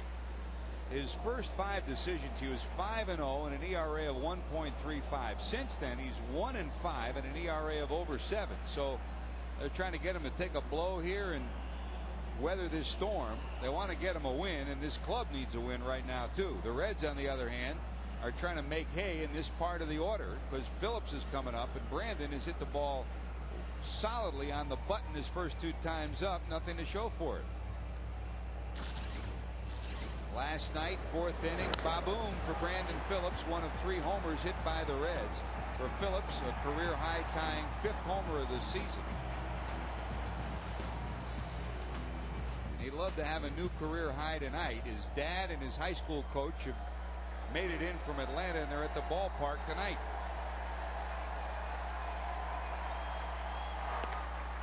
That's a strike.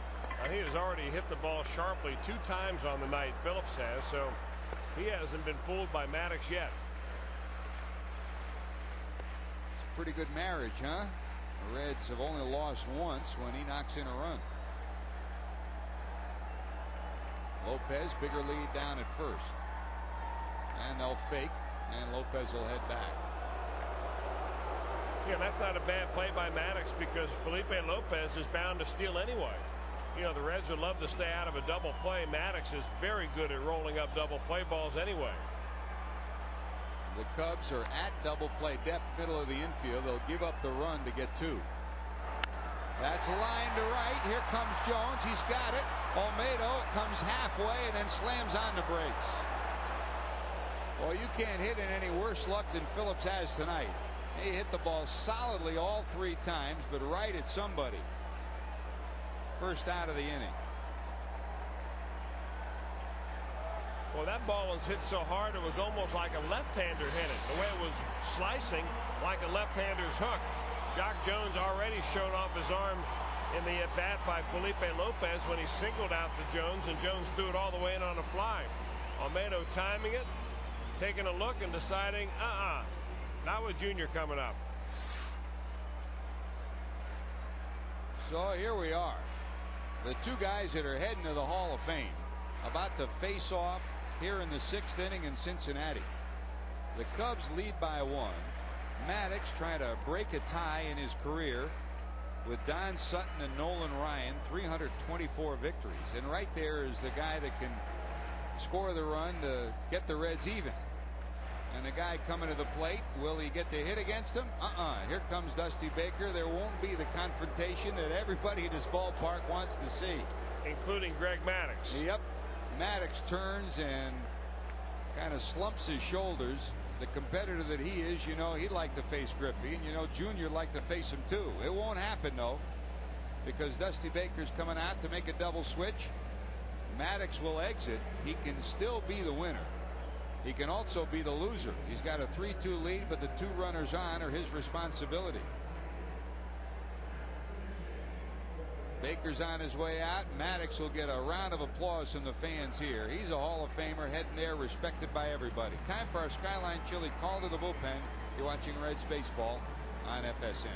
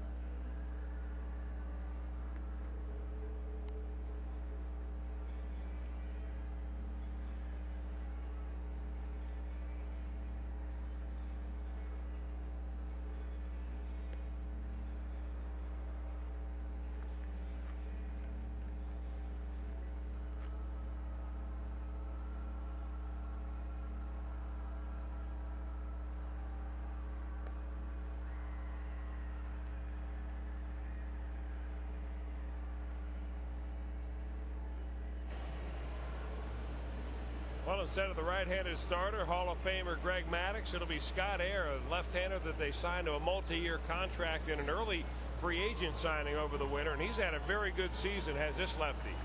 30th game overall. He's got an earned run average of 1.7. And holding left-handers to a batting average under 200. Dusty Baker simply going with the percentages here. Matt Merton will enter the game in the pitcher spot. Air will enter the game in the 7th spot. And here are the numbers. Griffey, 7 for 19 and 3 homers against Air. So here's your setup. The Reds trail by 1. A sellout crowd. Reds fans on their feet. First and third, 1 out. Breaking ball wide. With a runner on first, they don't overshift on Griffey. So it's a normal defensive alignment as Womack and Cedeno are hopeful of getting a double play ball.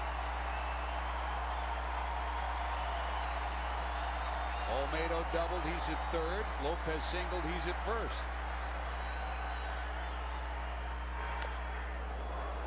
Fouls that off. 1 ball, 1 strike. Maddux 5 1/3, 4 hits, 2 runs. The 2 runners on are his responsibility, though. 1 swing of the bat by Junior could turn this Maddux potential victory into a potential loss. And this ballpark into Bedlam. 1 ball, 1 strike. Air gets his sign.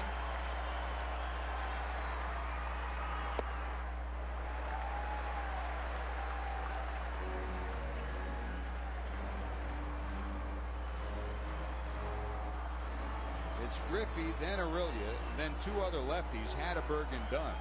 So there's no one else thrown in the bullpen right now.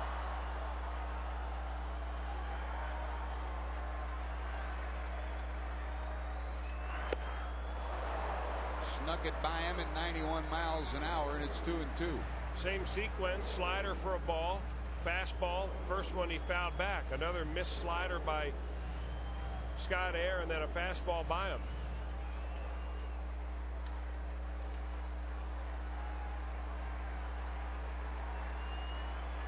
Big moment for Air, big moment for Griffey, big moment for both ball clubs. 2-2. There goes the runner.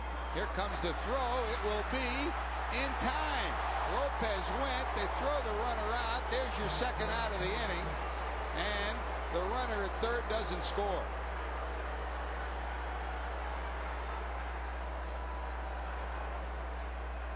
Henry Blanco's always been a pretty good catch and throw catcher behind the plate. He gets rid of this one pretty quickly. Not a great jump by Lopez, but a strong throw by the Cubs catcher, and he nails Lopez before he can get anywhere close to that bag. So now 2 away and a runner at third. Slap foul by Junior. So it would look like an oh-so promising inning. First and third, nobody out. Now there's a runner at third and 2 outs. Bucky Dent, who's managing for Jerry Narron tonight. Narron not with the club, attending one of his daughter's graduations in North Carolina.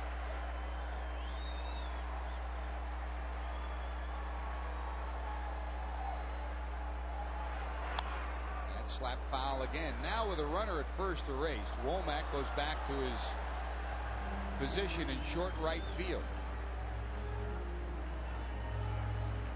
Not a complete overshift, but Womack has overshifted onto the grass.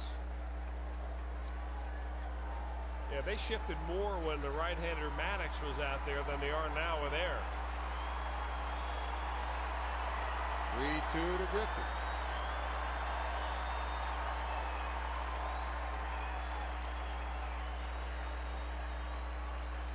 Trying to stay away, and Griffey fouls another away.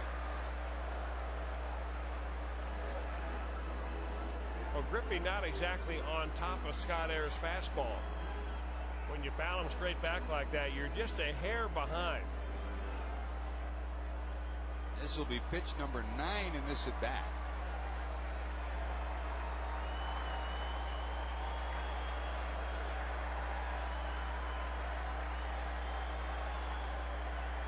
Setting away again. And Griffey spoils another. Well, they're going by the same game plan. when does the guessing game start and one of these two guys win? Do you stay out there? He's thrown a pretty good pitch every time, and Griffey's been just off it every time and fouled it off. The temptation has to be there for Scott Air to drop that slider on him and see if Griffey will spin himself into the ground swinging at it. 3 balls, 2 strikes, 2 outs. Air to the stretch. And Griffey wins the battle with a walk. He marches down to first. It's first and third, so it'll be Aurelia's job to try to get the run in. Well, he threw the slider, but he didn't want to throw it for a strike. Let's look at a pitch by pitch of this extended at bat by Ken Griffey Jr. A slider for a ball. A fastball comes back and he swings and fouls it off. That's his first look at a Scott Air heater. Another slider will miss. And then from then on, it's just about fastball after fastball. Scott Air versus Ken Griffey Jr. Power versus power. Throw him out at second base in the meantime. And it went on like this for another few more pitches before Griffey finally works him to a situation after fouling off about 4 fastballs in a row. Gets a slider down in a way that he misses, and Griffey's on first base. Here's Aurelia. He's 1 for 3 against Scott Air in his career.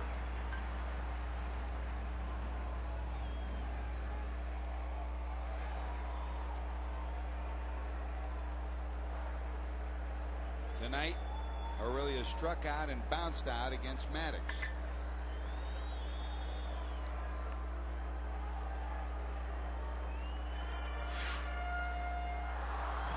And Chris, we won't know till the ball game's over and we go downstairs and talk to Bucky Dent and Mark Berry about the attempted stolen base. He's always on his own. Was he doing it on his own? Is that what they wanted him to do? Very seldom do you see people steal with 2 strikes on Junior. If it's done early in the count, that's one thing. 2 strikes, although Junior's always said doesn't bother him. Yeah, I don't really ever bought into the theory where it bothers a hitter, George. But you'd think with a lefty off there, wasn't thrown over to first base at all. You ought to get a better jump. Aurelia bloops it to right over his Womack, and he's got it. A great opportunity for the Reds, snuffed out on a good relief job from Air. He'll get high fives from Maddox when he hits the bench.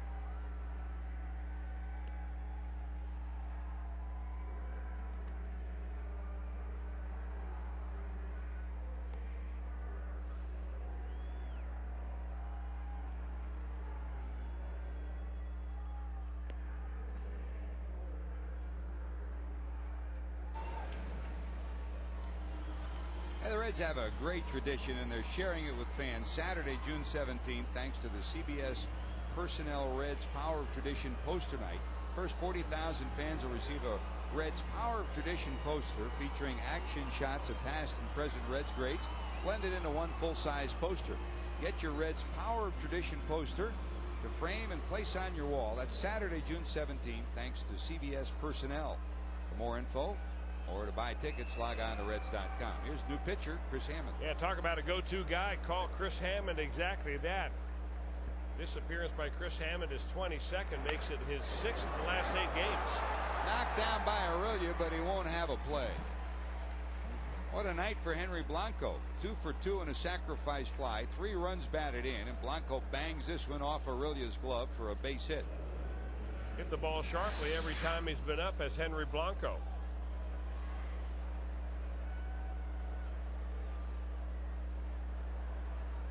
So the leadoff hitter is on in the 7th. Ramirez exits. He can't be the winner. He is right now the loser of a 3-2 ball game. Maddox exits. He can't be the loser and can be the winner. The numbers for Greg Maddox: 5 1/3, 4 hits, 2 runs, 2 strikeouts, no walks. There's Matt Merton, first at bat. He came in on a double switch when Air came in.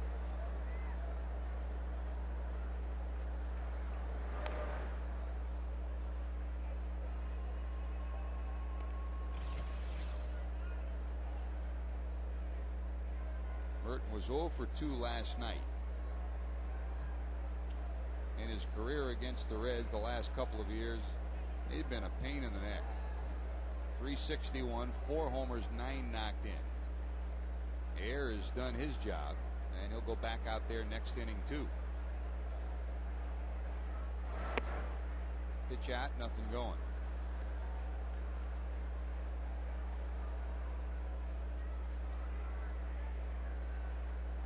Hatteberg and Dunn, the 2 lefties, are due to be the first 2 batters for the Reds in the next inning. Pretty good numbers in a brief major league career.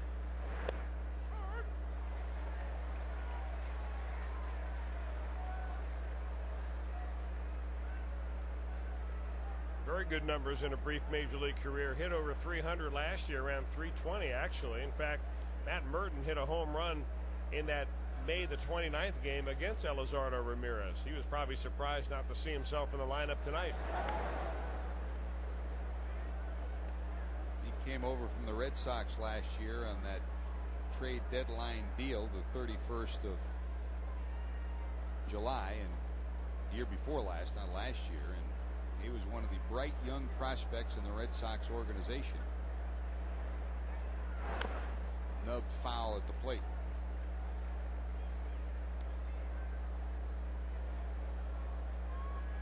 Yeah, the Reds really don't play matchup when it comes to the left-handed relievers they have down there. Chris Hammond comes into this ball game, a 1-run game in the 7th inning with all right-handers due up. Of course, until you get the Womack, but first 2 guys right-handed, you'd think that normally if you were playing righty-righty, you'd see someone else in there right now, but that's where Chris Hammond has gotten to in the eyes of this coaching staff. Lazy fly to center. Griffey's got it. Runner goes halfway and retreats. When he gets that changeup going the way he has, it doesn't matter whether you're right-handed, left-handed, switch, or up there to bunt. He's been very, very effective. Merton's retired. Back to the top of the order, Womack.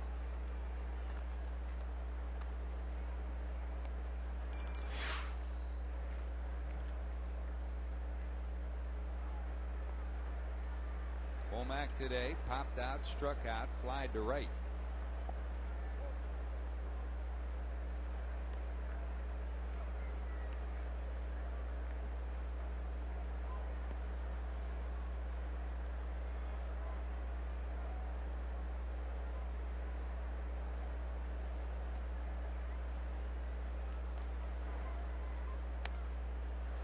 That's slapped into the seats behind the third base dugout. 1-1. Brewers now lead the Cardinals 6-0. They're in the 3rd in Milwaukee. Atlanta and Houston 2-2 in the 5th. Philadelphia leads Washington 2-0 in the 1st. Those National League games underway. That was Mark Mulder on the hill for the Cardinals.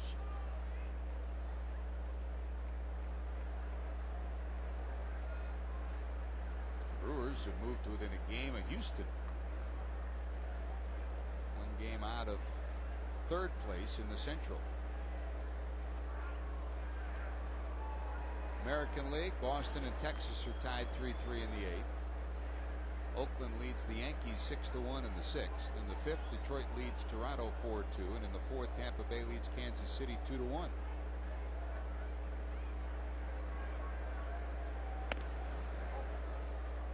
That straightens them up. Most folks 83 miles an hour, you say that's their changeup. That's the fastball from Hammond. He'll dial it up from 83, 84 down to about 64. Yeah, it's all relative. Yeah. Doesn't matter how hard you throw, it's how deceptive you can be. 2-1. Good spot, 2-2. And he really doesn't throw a straight fastball. I mean, everything he throws has he has a design on it to move. He's got a cutter and he's got a little bit of a slider. I think you saw the fastball cutter at 83, the fastball slider at 82. The changeup, you'll know it when you see it. 20 years ago, Hammond came to professional baseball, just like Maddox 20 years ago, but boy, their paths have been different. Maddox has been a starter throughout his career. Chris was a starter with the Reds, then went to the bullpen, missed 2 years after an injury, then came back, and now is a very valuable bullpen. That's a looper into right, base hit. Kearns comes in, scoops it up, tries for the force at second, doesn't get there in time, so Womack has his first hit of the evening, 1 for 4, and there's 2 on. Pretty good at bat for Tony Womack. He really battled hard in here before he finally got a pitch on a 3-2 count he could handle. That's not a bad pitch either. Little slider down and moving away from him. Womack just goes right down to get it and just over the head of Brandon Phillips. Boy, he has had a number of close calls tonight, defensively, and 3 at the plate. I mean, he's been within an eyelash of 3 hits and an eyelash of 2 great defensive plays. If those near misses for Brandon Phillips actually went in his way, this would be a blowout right now. Here's Juan Pierre.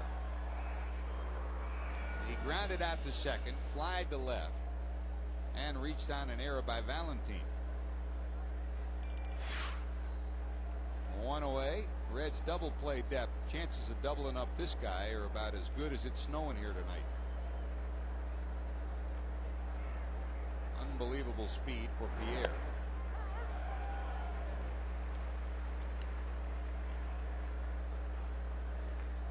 No balls, 2 strikes.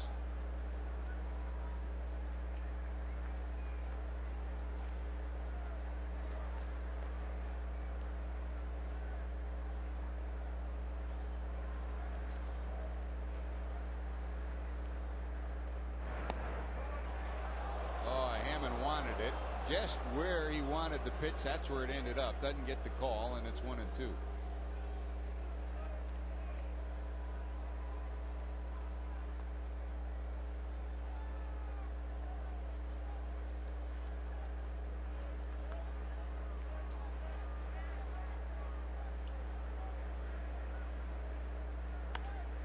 Down to second, 4, 6, not in time.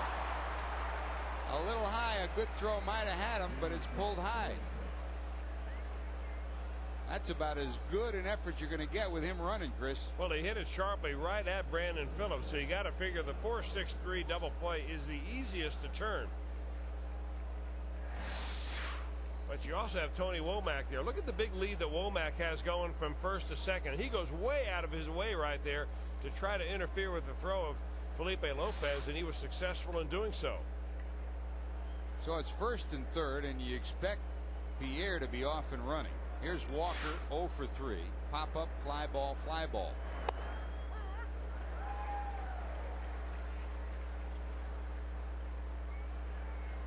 Almost started to snow here.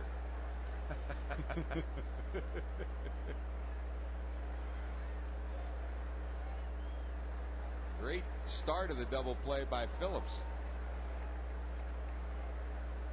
Little bigger lead for Pierre. He's not going. That's popped up and out of play, 0-2. Well, if you're Chris Hammonds, especially now that you are ahead of Todd Walker, no balls and 2 strikes, you really could care less about Juan Pierre. You don't want to give up a base hit, obviously, but you want to make sure that all of your efforts are trying to get Todd Walker out.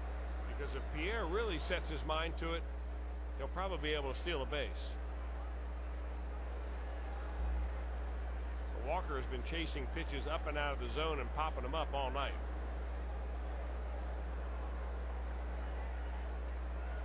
0-2.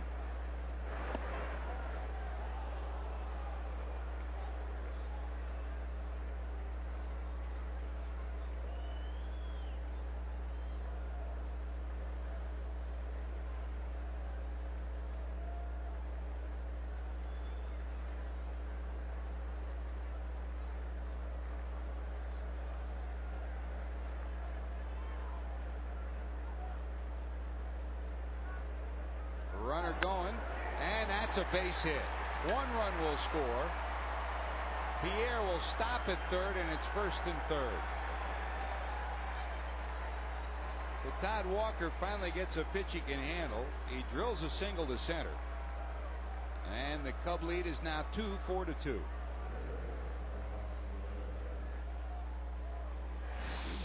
Todd Walker gets a breaking ball after Chris Hammond missed with one just a pitch before. Got a little bit too much to the plate with that one, and Walker, a very tough and good clutch hitter, comes through with a base hit.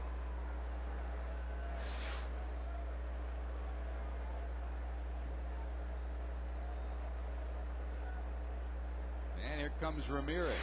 Aramis today bounced out, doubled, and bounced out. He doubled to lead off the 4th and eventually scored on a sacrifice fly by Henry Blanco. So tonight, Blanco's either ended the uprisings or started them. Blanco doubled in 2 runs in the 2nd. Sacrifice fly knocked in the 3rd and the 4th. And his single started the rally here in the 7th.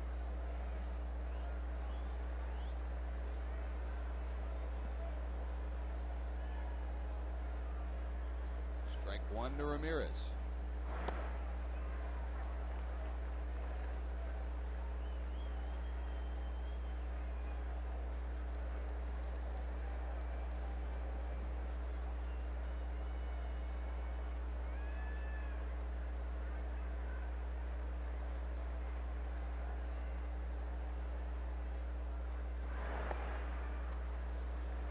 Running a 1/3 of the way down the line, then slammed on the brakes. It's 2-1.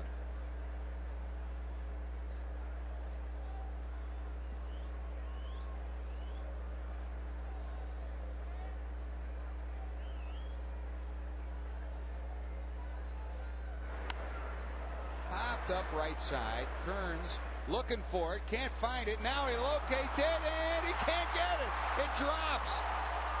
Pierre will score. Here comes Walker. He'll score. And is Kearns okay?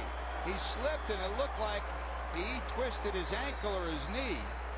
He's getting up slowly. Mark Mann's going out to check him out. I mean, you knew he was in trouble as soon as the ball went up. He held up his hands, and I can't find it.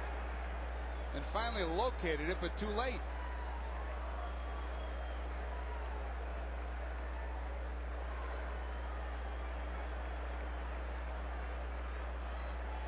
Well, it's not quite dark, George, and we've seen this happen dozens and dozens of times over the years where an outfielder will temporarily lose the ball on an easy pop-up out in the outfield.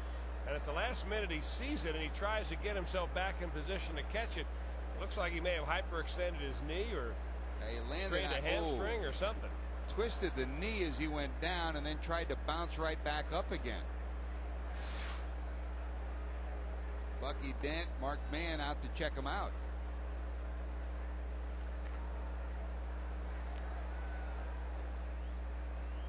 Ryan Friel, just in case, starting to stretch a little. But Kearns says he's okay. The damage, though, is the 2 runs scored on the play. It looked like he either twisted the knee or, the way he went down, Chris, might have even been the hamstring because the way he wrapped that leg under himself. Well, according to the rules of baseball, that's a base hit. Yep.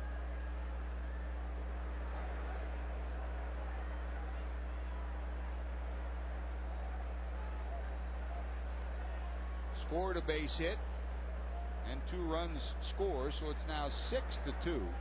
The Cubs lead it. It looked like the inning-ending pop-up that they wanted off the bat of Ramirez. Instead, it drops for a double. 2 runs scored, and Ramirez is in scoring position. And here's Jock Jones, 2 for 3.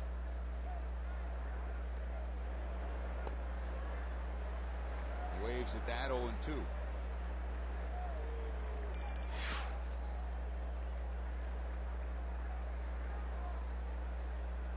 I'm not sure if the moon we're looking at tonight qualifies as a full moon. It's awful close, but that was a full moon kind of sequence. Yeah, really what you're seeing tonight, George, are all those things that went right for the Reds during this 8-game winning streak. Not all of them have gone right tonight. ground ball double play or near double play that was hit by Juan Pierre looms awfully big right now.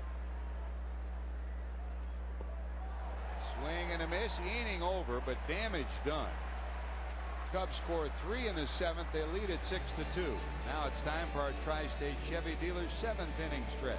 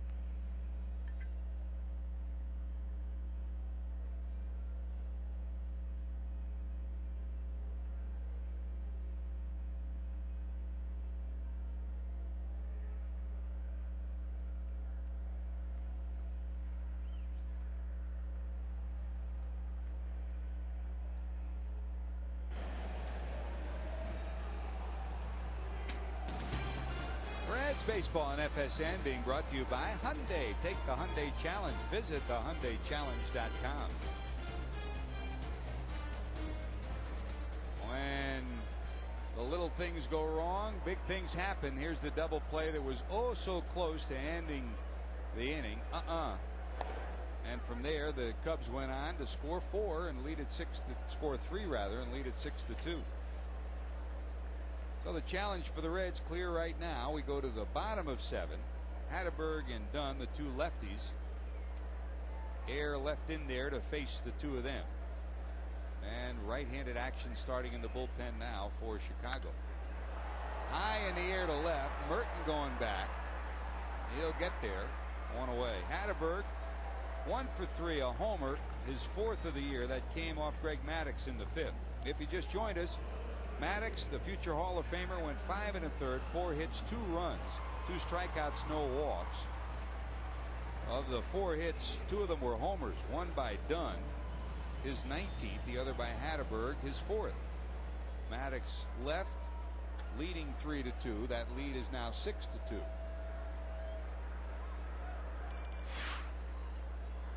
The homer by Dunn, his 19th of the year, and he steps in. He's 1 for 2.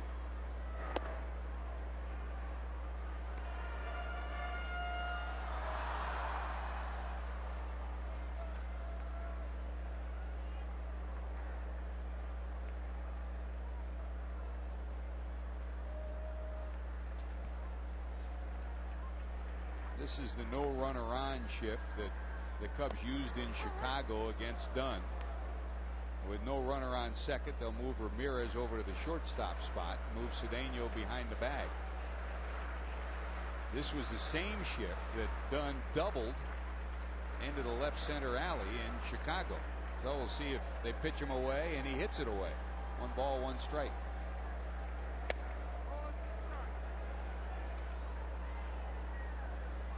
A lot of it depends on what pitch Adam Dunn hits off Scott Air. Air really against the left-hander is a 2-pitch pitcher. He's got a fastball that'll go up to 92 or 93. Got a little hemp on it, and he's got a nice slider that he really uses as a split-away pitch. Dunn 2 for 12 and a homer against Scott Air.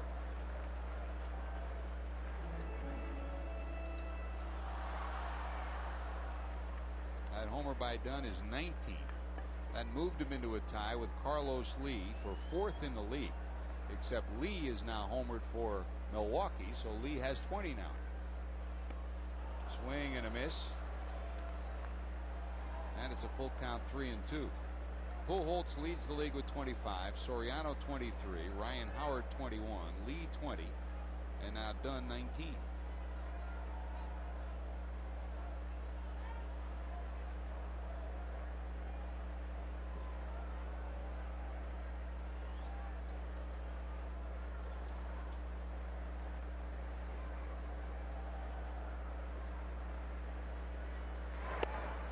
That's ball 4.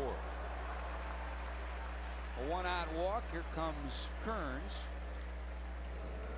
to bat in the 7th. Hey, tonight on the Best Sports Show period presented by Buffalo Wild Wings, they'll hit the sand at Hermosa Beach for a Best Beach Party. Guest hosts include Michael Strahan, Jeremy Roenick, and Heather Mitz, plus supermodel Marissa Miller and ABP stars Kerry Walsh, among others. It's the Best Sports Show period tonight only on FSN.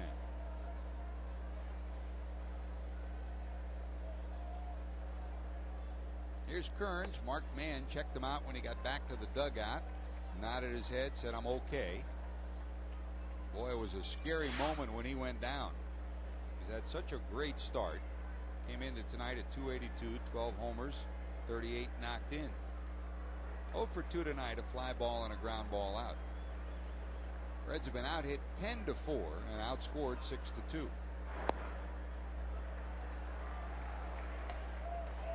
Austin against Air, 1 for 2 in their matchups, and Blanco will go out and check with him. Yeah, this is a little pep talk, I think, right here. You've also got Tony Womack coming in there, just trying to convince him that you've got a 4-run lead and go ahead and start throwing some strikes. The Reds need base runners. They've got 3 at bats left, but they've got some work ahead of them. Dunn talking to his former teammate Todd Walker down at first.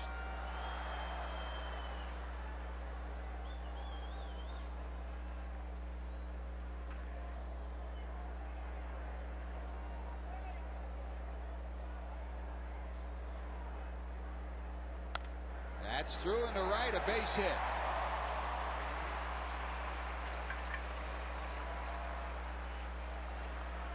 So 2 on for Cincinnati. And here comes Javier Valentin to hit against the lefty. They'll turn him around the other way. Watch Kearns, and he kind of moves slowly down the line. And he kind of exits with an oh so slightly noticeable limp. And Milton will pinch run.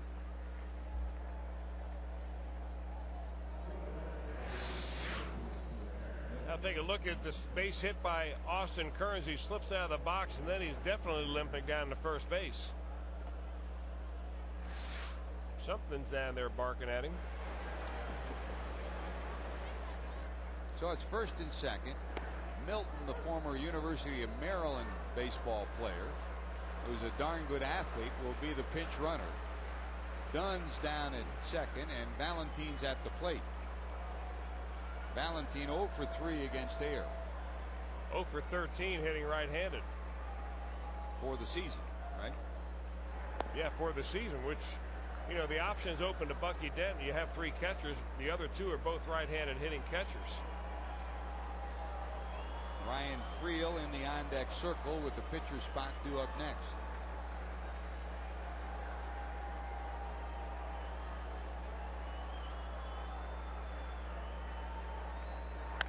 That's a base hit. Here comes Dunn around 3rd. He's going to score. Milton around 2nd. He's going to 3rd. The Reds get a run closer at 6-3. Hit number 1 against a lefty for Valentin, the switch hitter. And the Reds are within 3, 6-3. Now, couldn't pick the better time to get his first knock right-handed right there. Does a good job. Now, you talk about a guy that works on his hitting as hard as anybody. Javier Valentin, from both sides of the plate, inside out, that ball down the right field line, and he picks up a run batted in, and the Reds will go 1st and 3rd in addition to that. Well, here comes Friel. There's been no move yet. Now they've announced Friel, and here comes Dusty Baker. Yep, they'll bring in the righty. But the Reds got something cooking. They've got 2 on, 1 out, and they now trail by 3, 6-3. And while Dusty Baker comes out and the pitching change takes place, he'll take time out for these messages. You're watching Reds baseball on FSN.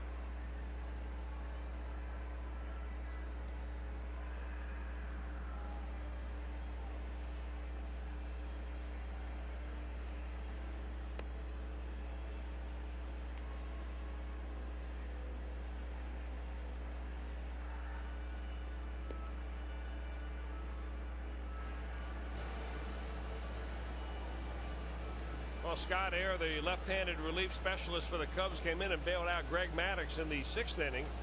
He got a couple of outs to take care of the Reds' threat in the 6th and got into trouble himself in the 7th. So here is Bobby Howry to try to get him out of it. 31 games now for Bobby Howry. He was in 79 games last year for the Cleveland Indians. They had a very wonderful year with a 2.7 earned run average. He's doing the same thing this year with a 2.22 earning. He's getting the job done.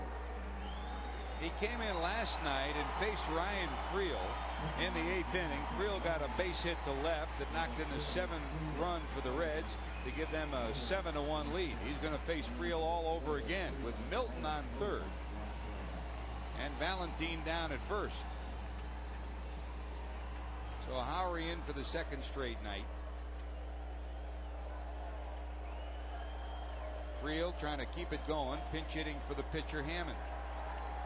Milton off 3rd, Valentine off 1st. The big right-hander delivers. That's low. At McCluskey Chevrolet, they'll beat the deal or give you the vehicle at no charge. At McCluskey, it's easy or it's free. Overall, Friel is now 2 for 5 against Howry.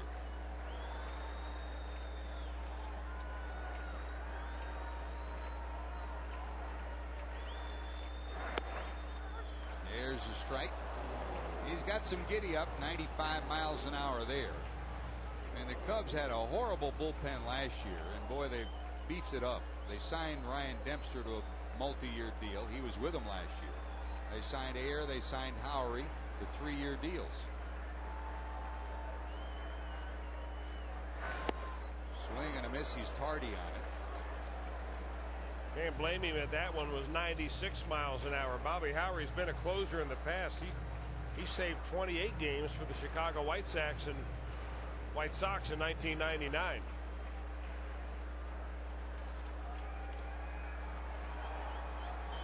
One ball, 2 strikes, 2 on.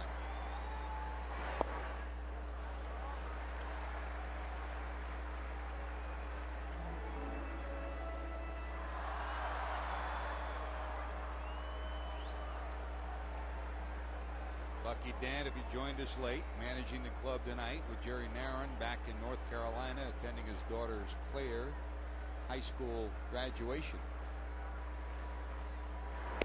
Swing and a miss. He got him.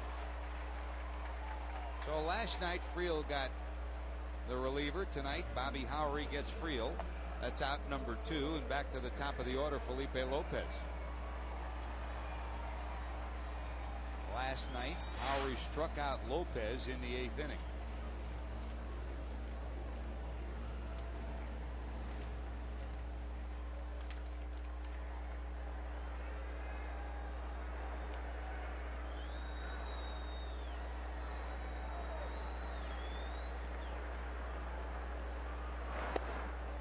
It's wide for ball one.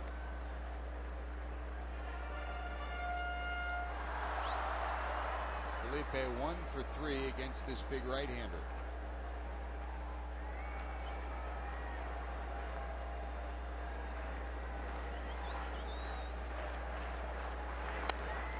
That's slap foul, and it's 1-1.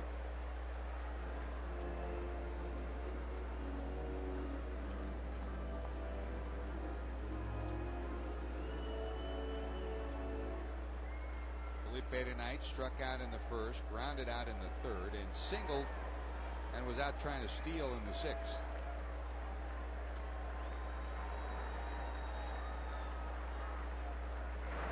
The Reds have been riveted on their battle for first place with their 8-game winning streak.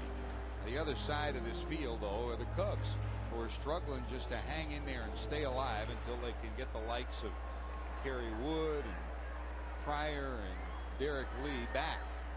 The Reds have moved into first by a half game. The Cubs are in fifth. Coming into tonight, Chicago 12.5 back of Cincinnati. So for Dusty Baker, I mean, it's not like it's the end of the line, but he knows they can't fall much further back. 3-1.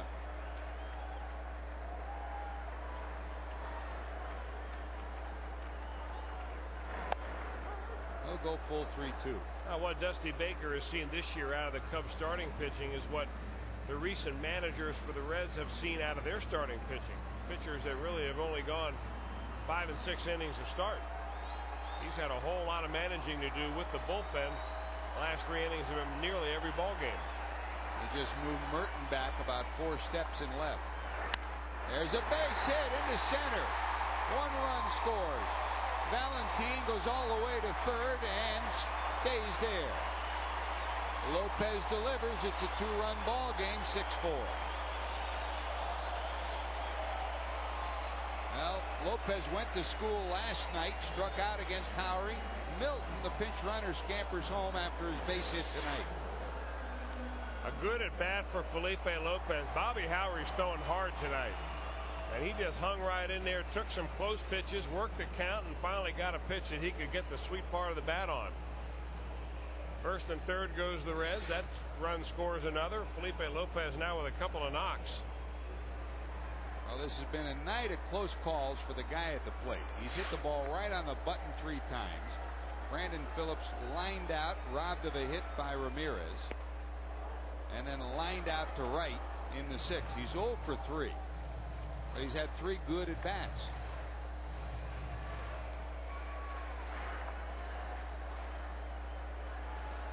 Against Howery, he's 0 for 1.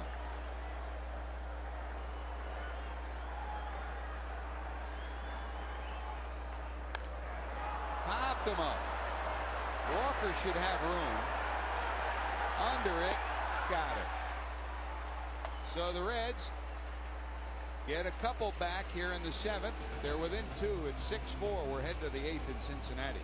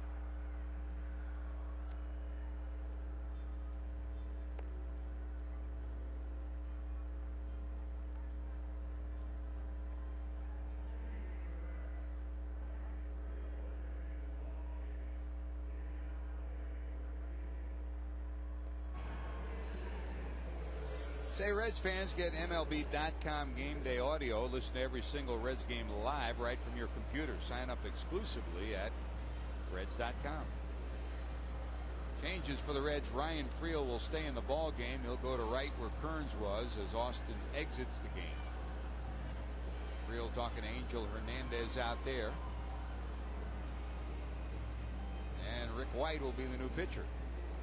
24th time for Rick White. He's picked up a win. He also has a save on the year. A couple of holds. The right-hander seems to have set a pattern for himself the last couple of times out, where he's gotten out and gotten the first two guys that he's faced and then given up a run or so after with 2 outs. Hard throwing right-hander from Springfield, Ohio, just up the road here. And this Reds bullpen really needs to tighten the screws right now. They're only 2 runs down, the Reds are, and they've got some thumpers in the lineup coming up. Here's Ronnie Cedeno, 2 for 4 against White. Tonight he's 2 for 3 against the Reds. First delivery's wide. 24th appearance for Rick White, trying to keep it right where it is and give the Reds a chance to come back. They've got 6 outs left to do some business. There's a strike. You're looking at the bottom of the 8th. Griffey, Aurelia, Hatterberg due up for Cincinnati.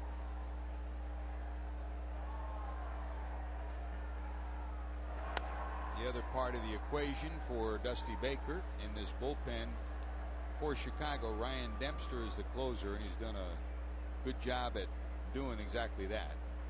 The manager right there still has Will Ullman, another left-hander left in these final 2 innings. Swing and a miss. 93-mile-an-hour fastball from Rick White. 1 away here in the 8th.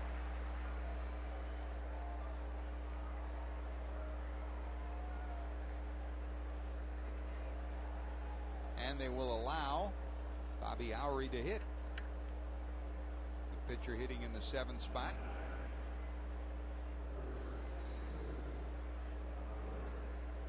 Bobby's first at bat of the season.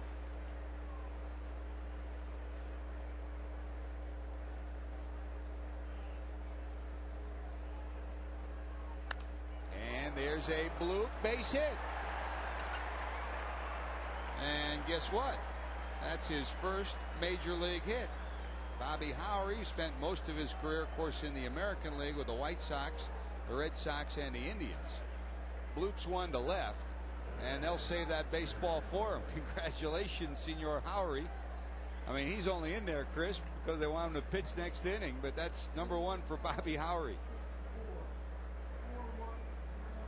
It doesn't matter how long you've been in the major leagues. It feels good to get your first major league hit.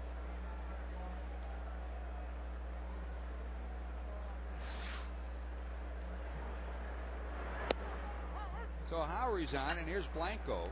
Henry's had a whale of a night. Doubled in 2 runs in the 7th. The sacrifice fly knocked the 3rd run for the Cubs in the 4th. Then he started the rally that produced the 4th run in the 7th. No balls, 2 strikes.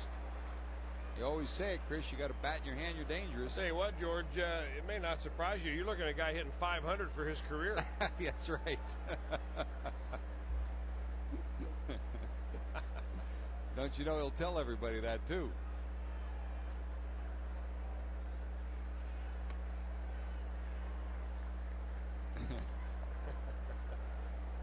Quick, take a photo of this scoreboard. Yep.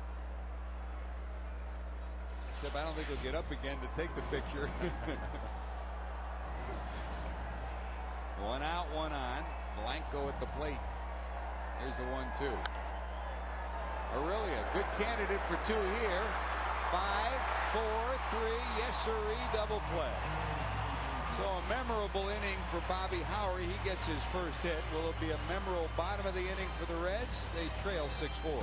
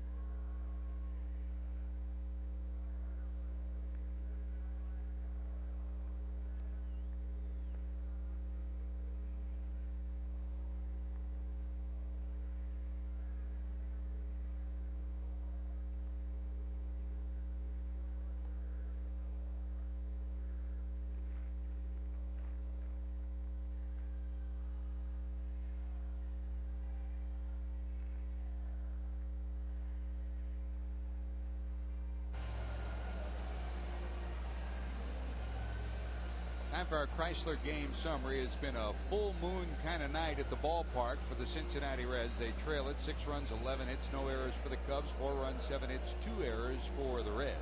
Henry Blanco, the offensive star for the Cubs, 2 for 3, a double, 3 runs batted in. Ramirez went 6 innings, allowed 3 hits and 3 runs. He exits on the short end of the scoreboard, hoping that his teammates can bounce back and score late and win this one. A lot of close calls for the Reds, especially on the offensive side, or else they would have a lead right now. The things that have gone well for them of late didn't materialize today, and the Cubs have a 6-4 lead. Here's Junior facing the big, tall right-hander.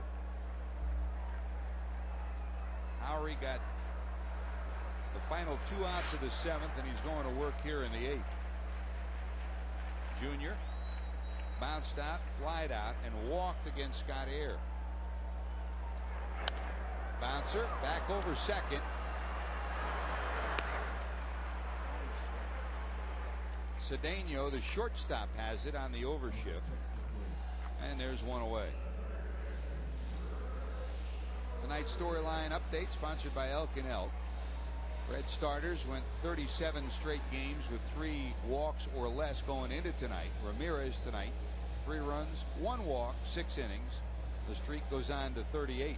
The Reds are hopeful of continuing another streak, and that's another win. They've won 8 straight, but they'll need a comeback to make it 9. Here's Aurelia, struck out, bounced out, popped up. In-game box of this one for the Reds. The hitting stars for Cincinnati: Adam Dunn, a homer, Scott Hatteberg, a homer, and you saw the 2 for 4 night for Felipe Lopez. That includes a run batted in. Valentin also a run batted in on the night. Deep right center field. Over is Jones. He's there and has it. 2 away. Here's our Coors Light Cold Blast. It's the 5th inning. Hatteberg at the plate. He got a high slider or maybe a cut fastball from Greg Maddux, and there it goes. A line drive out of here in the 5th inning. That was a leadoff home run in the 5th inning for Scott Hatteberg. His 4th of the year. He's 1 for 3. And here he is against Howery. Against Bobby Howery on the year, or on his career rather, he's 1 for 7.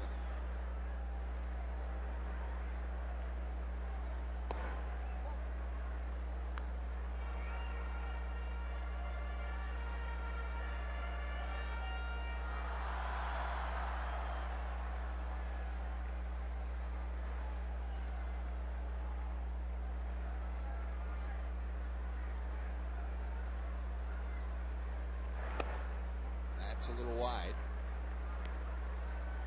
In Milwaukee, the Cardinals have done some business. They now lead the Brewers 8-6 in the 4th inning.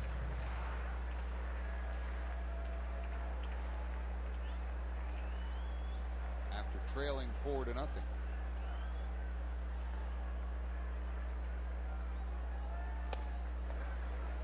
In that game, George, the starter Mark Mulder has pitched 3 innings and given up 6 runs, and he's still in the game. The Cardinals have run Jorge De La Rosa back to the showers from Milwaukee. Here Bucky Dent's hoping that his team can come back like the Cardinals have tonight. That's a strike. 3-1.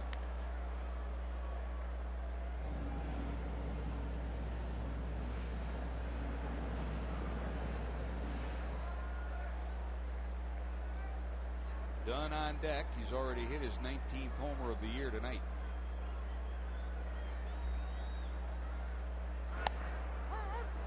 Make it 3-2. Hatteberg knows the importance of getting on with the big guy behind him.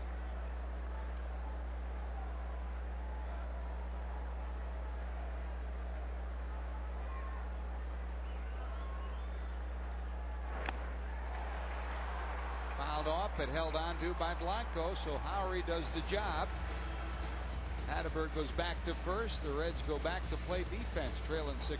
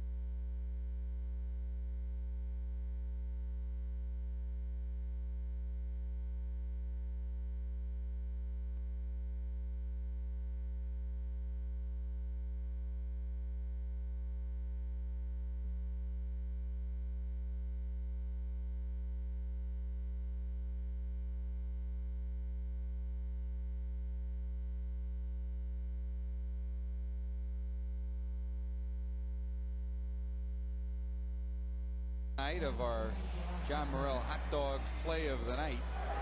Let's look at two sides of it, Chris. This attempted steal by Pierre hits Pierre. He gets charged with an error, but he comes back, and here's a dandy throw. Oh, you're right about that. It came at a good time, too. Third out of the inning, our John Morrell hot dog play of the game, Javier Valentin.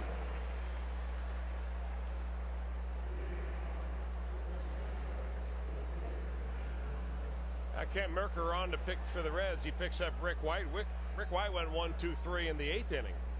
He followed Chris Hammond, who pitched an inning of 3-run baseball. But boy, some wacky things happened in that inning. And Elizardo Ramirez, a quality start with 6 innings and 3 runs.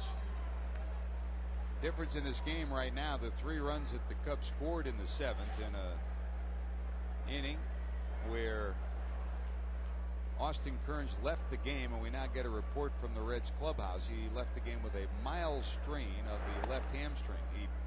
It's a pop-up that he lost in the twilight, and the end result, he twisted and his left leg went under him as he collapsed, strained his hamstring, and after his at bat the next inning left the ball game.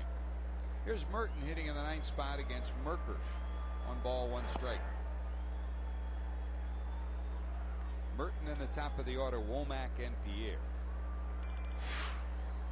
Ryan Dempster up and loosening in the bullpen for the Chicago Cubs.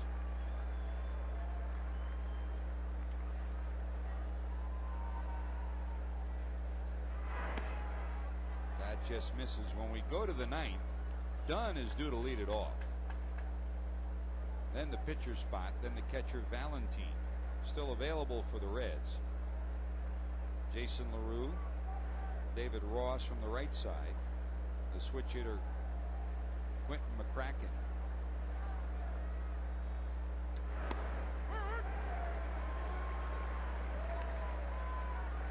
Full count, 3-2.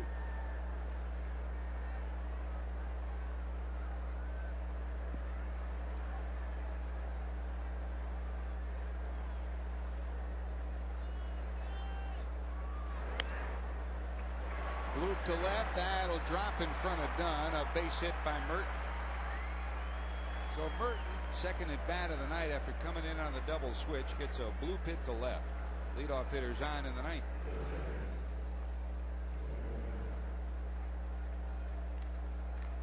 And here's Womack. Tony tonight, 1 for 4. He was in the middle of that rally in the 7th inning. Getting a 3-2 base hit just over the leaping effort by Phillips, the second baseman. Showing bunt, gets it down. Aurelia snaps it up, throws him out. A successful sacrifice for Tony Womack. 5-3 put out. Merton stops at second. And here comes Pierre.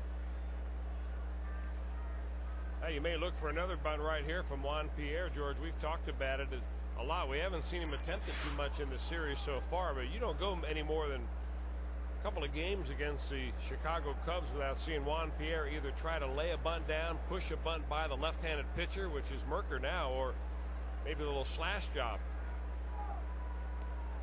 Pierre 0 for his last 14 now, and we've only seen him try to bunt once. And when he bunts, I mean, it's never a sacrifice. It's like bunting for a base hit with his speed. Todd Walker on deck.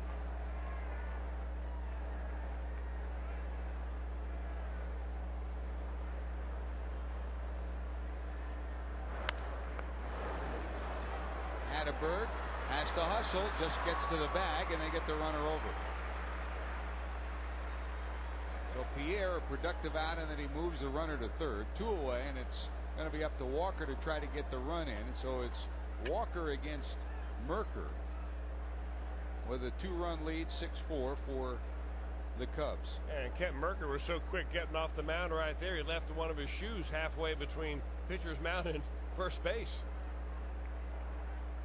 Hatteberg took one look at him, saw him stumbling a bit, and he didn't even look back again. He just ran to the bag to make sure he got there. Maybe double knotted this time.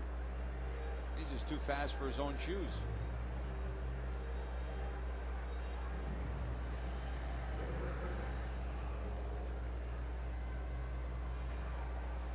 comes Todd Walker, 1 for 5, a homer in his matchups against Merker.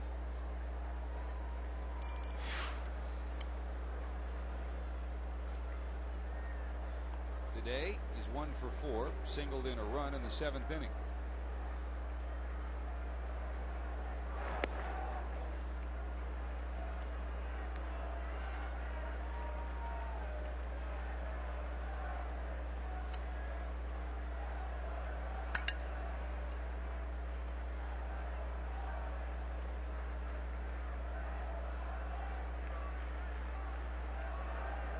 Walker, a Red in 2001 and 2002. Then on to Boston. And then the Cubs the last 3 years. Came up in the Twins organization back in the 90s. Always been around 300 for his career. Right about there, a 290 hitter. 3-0. Esteban Yan is up and throwing in the bullpen for the Reds.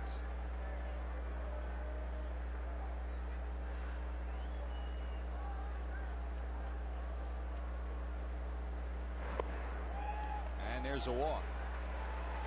And that'll get Bucky Dent one step up to the top of the dugout steps. I can't be happy about seeing that. Merker with the left-handed hitting Todd Walker up there, and Aramis Ramirez, a very fearsome right-hander on deck. So that's Bucky Dent. Will make a slow trek out, and that'll be it. So Merker walks Walker, and with 2 away, Yan will be on his way in. While the pitching change takes place, he'll take time out for these messages. You're watching Reds baseball on FSN.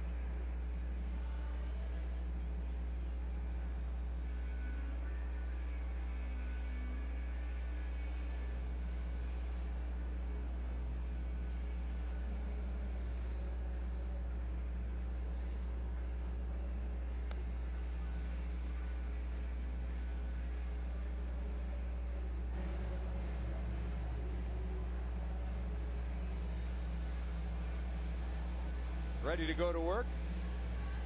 Esteban Yan on his way in, ready for baseball. Yan comes in relief of Kent Merker, trying to slam the door, Chris, give the Reds a chance to rally in the bottom of the inning. Well, Esteban pitched an inning last night. He struck out a batter in a 1-2-3 ninth inning. Of course, that ball game was out of reach for the Cubs at that point. Hard throwing right-hander recently acquired by the Reds. He was designated for assignment and hadn't pitched in about 10 days or so, and the Reds picked him up from the Los Angeles Angels of Anaheim.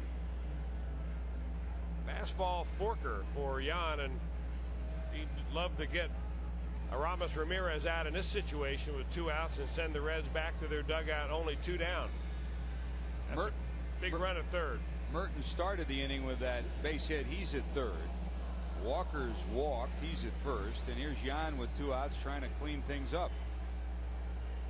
6 runs, 12 hits for the Cubs. 4 runs, 7 hits, and 2 errors for the Reds.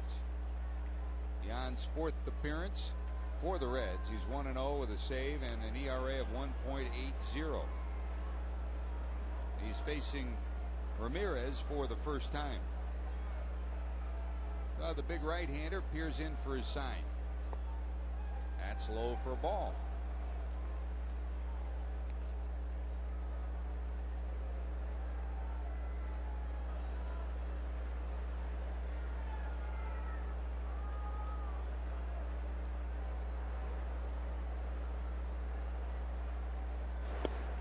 There's your strike.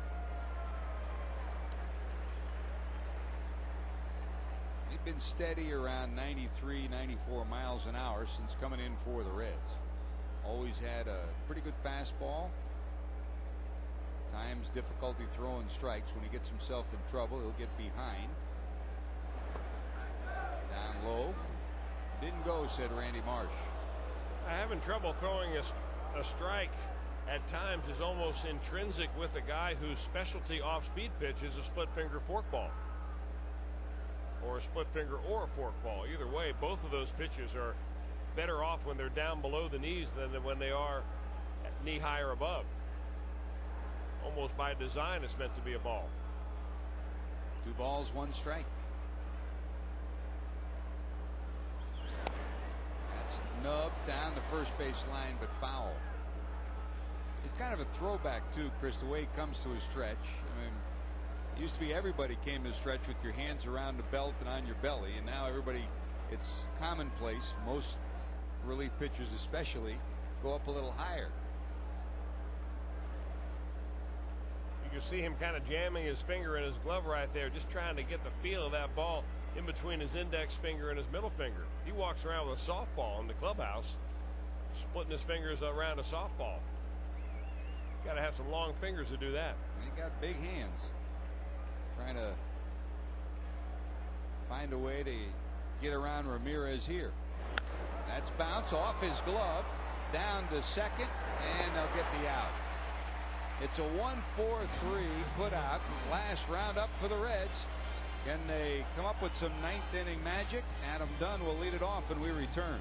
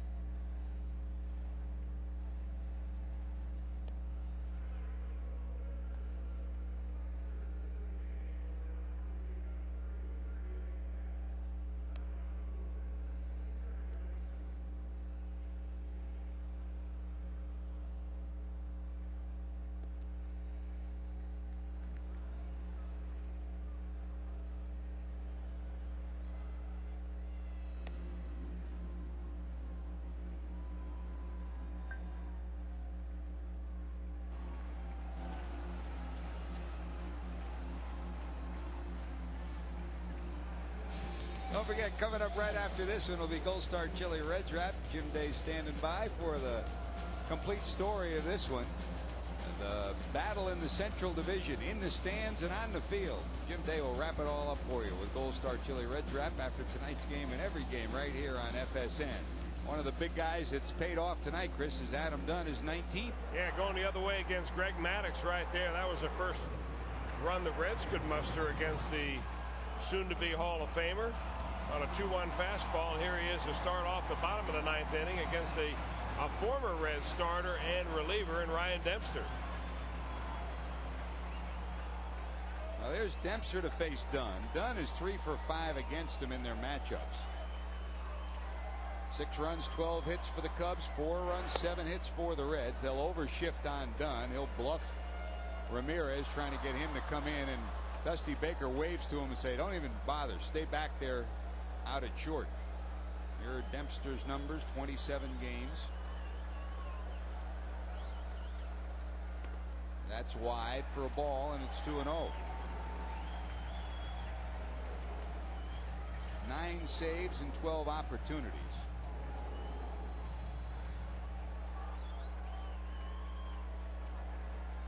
Came over to the Reds as a starter, underwent arm surgery, battled back, and he's been a very effective closer the last couple of years.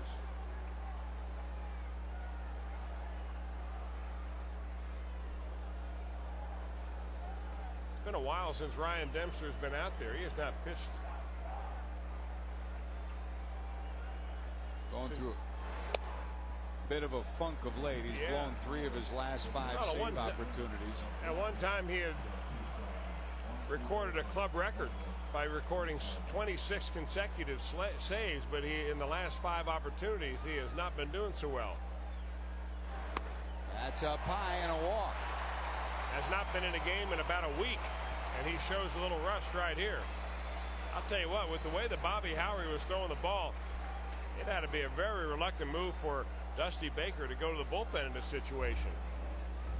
Here's our storyline update. 9 you bet would be fine. Reds looking for their first 9-game win streak since they won 10 straight back in '99. Tonight, solo homer in the 2nd and the 5th, 2 runs in the 7th. They're trailing by 2, and here comes David Ross, who will pinch hit. Last night, 3 homers for the Reds. Ross had 1 of them, the 3rd of the night. And that gave the Reds a 7-1 lead. They won it 7-1. That one came off Lyndon Rush. Well, here comes a guy who's become a fan favorite in David Ross. Ross is 0 for 3 against Dempster in their matchups.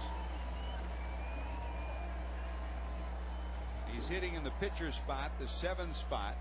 Javier Valentin is still available. The Reds have Quentin McCracken, the switch hitter who can hit from the left side.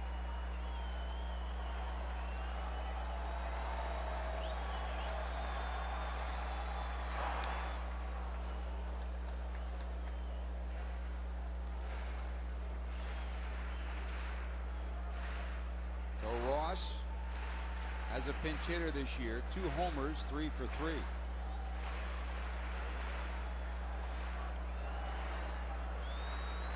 Dunn short lead off first.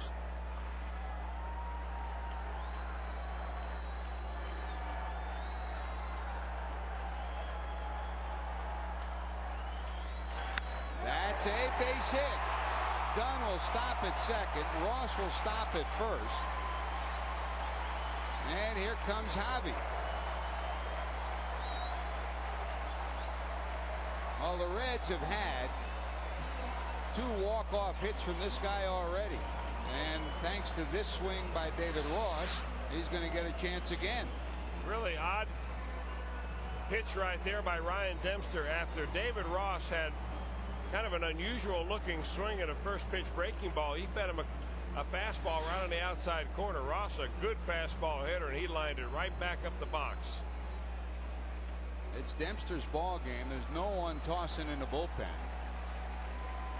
In the Reds bullpen, Todd Coffey has gotten up and started to loosen, and the rhythmic chant of the sellout crowd starts. Valentin has had a walk-off single and a walk-off homer for the Reds. Here he is tonight, 1 for 3. Knocked in a run his last time up. First time tonight you can hear the sellout crowd. Well, it's fireworks night at the ballpark here on this Friday night, and not too many fans have left to go to the parking lot. And they are noisy now. That's wide.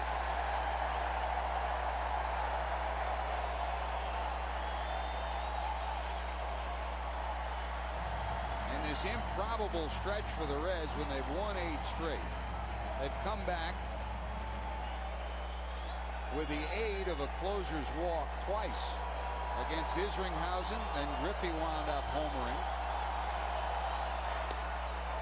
And there's a strike. Valentin didn't like the call, but it's 2-1.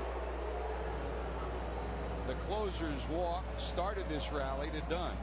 Then the Ross hit, and here's the pitch to Valentin. Javier Valentin, not one to usually dispute an umpire's call while at the plate, but boy, he's got something to argue about there. Valentin slaps it foul, 2-2. And boy, what a difference it makes between going a 2-1 count and a 3-0 count. Both of his walk-off hits for the Reds this year have come as a pinch hitter. Tonight, he bounced out, flied out, and singled to right to knock in a run. That's hit but foul down the first base line. Walker hugging the line. And that was about a foot foul. Going to be tough to get one by Todd Walker down there at first base. That again, a fastball up. And we've seen Javi turn on those before.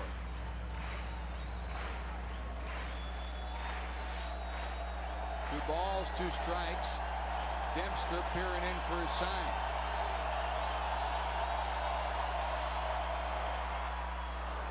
Fouls it off his foot, stays alive. Boy, nasty little pitch right there by Ryan Dempster. Same spot as the previous pitch, the fastball, but that was the slider. Breaking down and into him, and he just beat that baby right into his foot.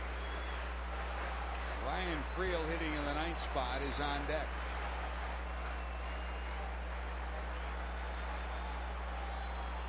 For those of you who think that a manager actually manages a game, put yourself in the Cubs dugout right now.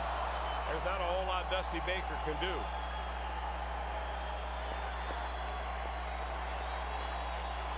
Two. That's a bouncer, foul again.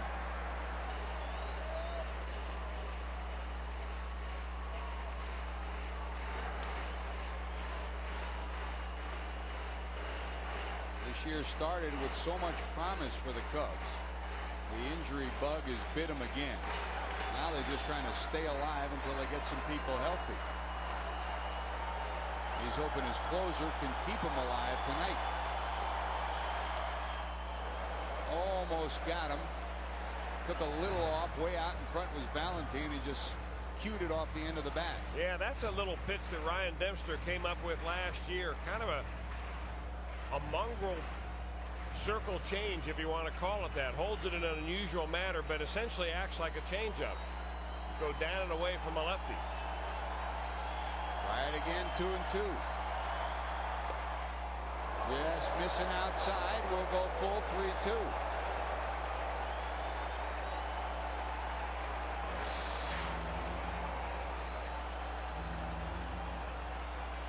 Four pitches ago, that was a strike. That one might have been better. Full count, 3-2. And there's ball four. They're loaded. A walk, a single, and a walk. Bases loaded, nobody out. That'll bring Larry Rothschild out of the dugout to talk to Dempster.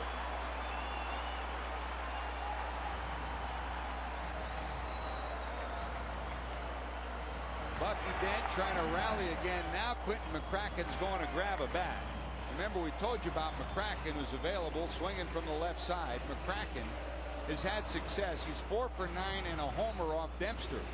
He's the one guy that you got as a bullet, but they're going to send him in the pinch run here.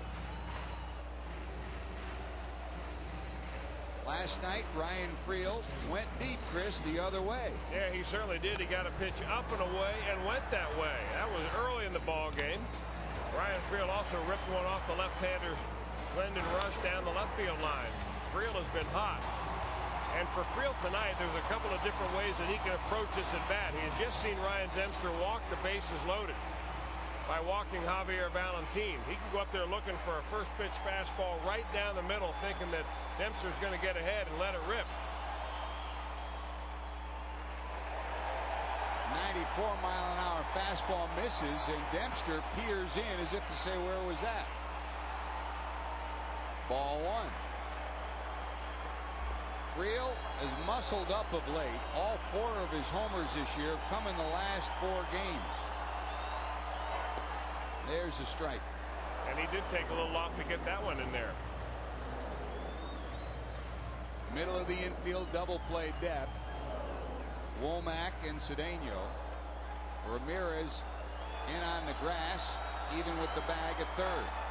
That misses, and it's 2-1. Down at first, Walker playing behind the runner, McCracken.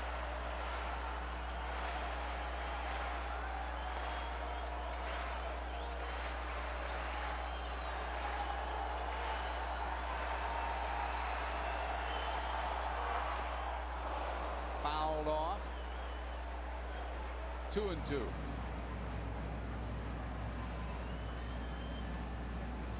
Dempster trying to give the Cubs a much needed win.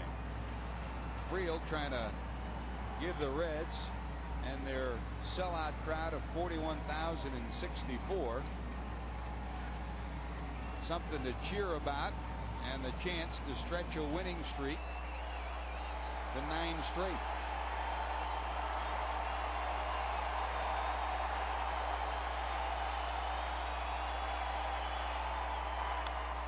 That's blooped back and out of play.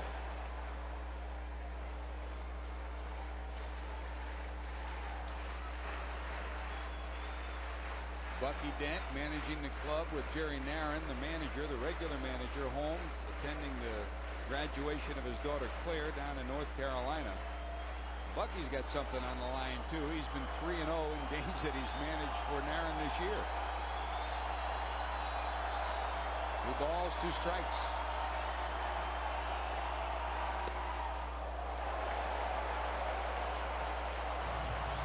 We'll go full again, 3-2. Lopez on deck.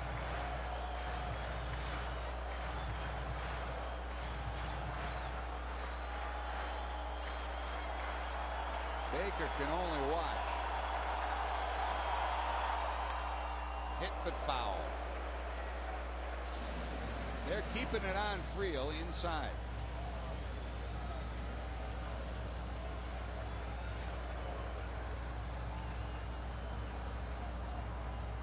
Making him work already in this inning. 24 pitches for Dempster.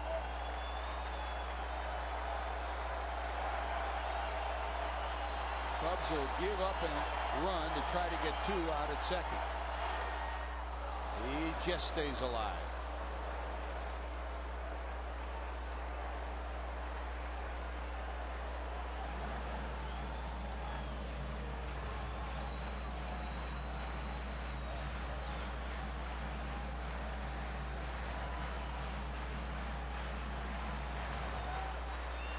Clapping in the stands, clapping on the field. Dempster to the stretch.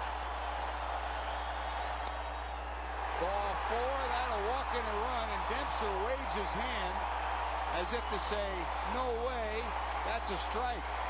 And the home plate umpire, Sam Holbrook, peers out at him. A run scores, it's a 1-run ball game, and here comes Felipe Lopez. Sometimes as a pitcher you want it so bad you lose perspective of the strike zone. You look where Henry Blanco is set up. He's set up outside anyway, and that ball is outside to him. That's a ball.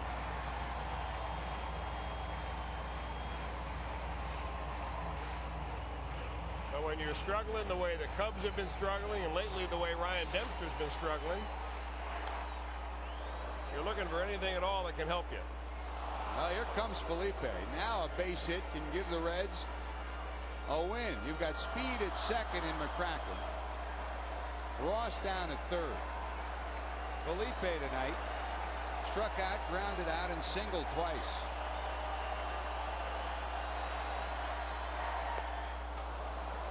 Takes a little off, out in front. It's 0-2. I think it's very interesting, George, the way the Cubs are playing the defense right here. They've got these guys back in double play depth. They're giving up a run right here in order to get a couple outs.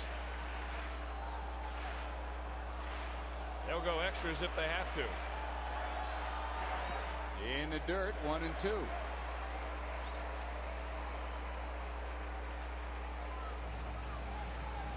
Brandon Phillips on deck. Griffey then would follow. Still nobody out.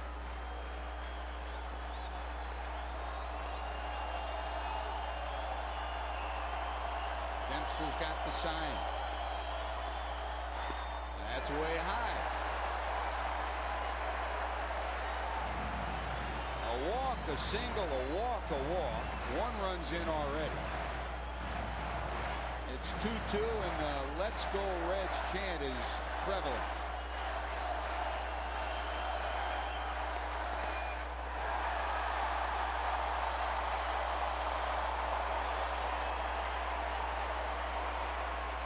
And now they get action up in the bullpen for the Cubs.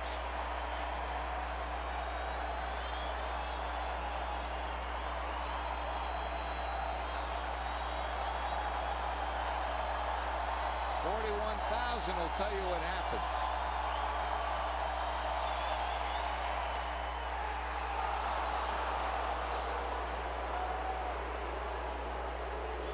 That's a call, strike 3. Lopez is punched out, first out of the inning.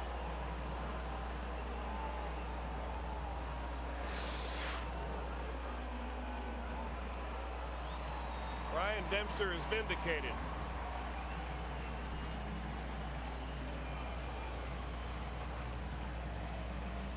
Lopez thought it was outside. Dempster gets the call. And now one away. The Cubs will keep the middle of the infield, double play depth, and it's up to Phillips. That's down and away for a ball. And you know about Phillips' night. He's 0 for 4. He hit 3 balls right on the button, had nothing to show for it, and popped up his last time. Talk about vindication. If anybody's due, Brandon Phillips is. That's it's caught, and they just get back at third. Wow. Again, another shot off the bat of Brandon Phillips, and a good job by Ross to get back there.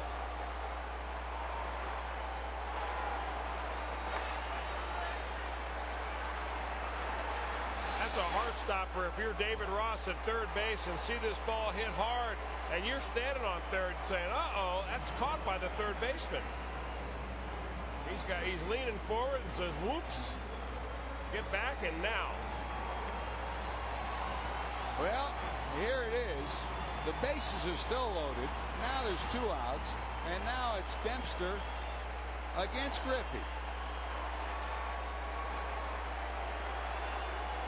15 career grand slams. He's 5 for 15 against Dempster. That's a bouncer down to second, and this game is over. What a roller coaster on this night in Cincinnati. The Reds seemingly on the threshold of coming back in the 9th inning. Dempster seemingly 1 pitch away from it blowing up, but the closer for the Cubs doesn't quit, battles back, and the Reds will come up 1 run short on this night. 6-12-0 for Chicago, 5-8-2 for Cincinnati. More to talk about after these messages.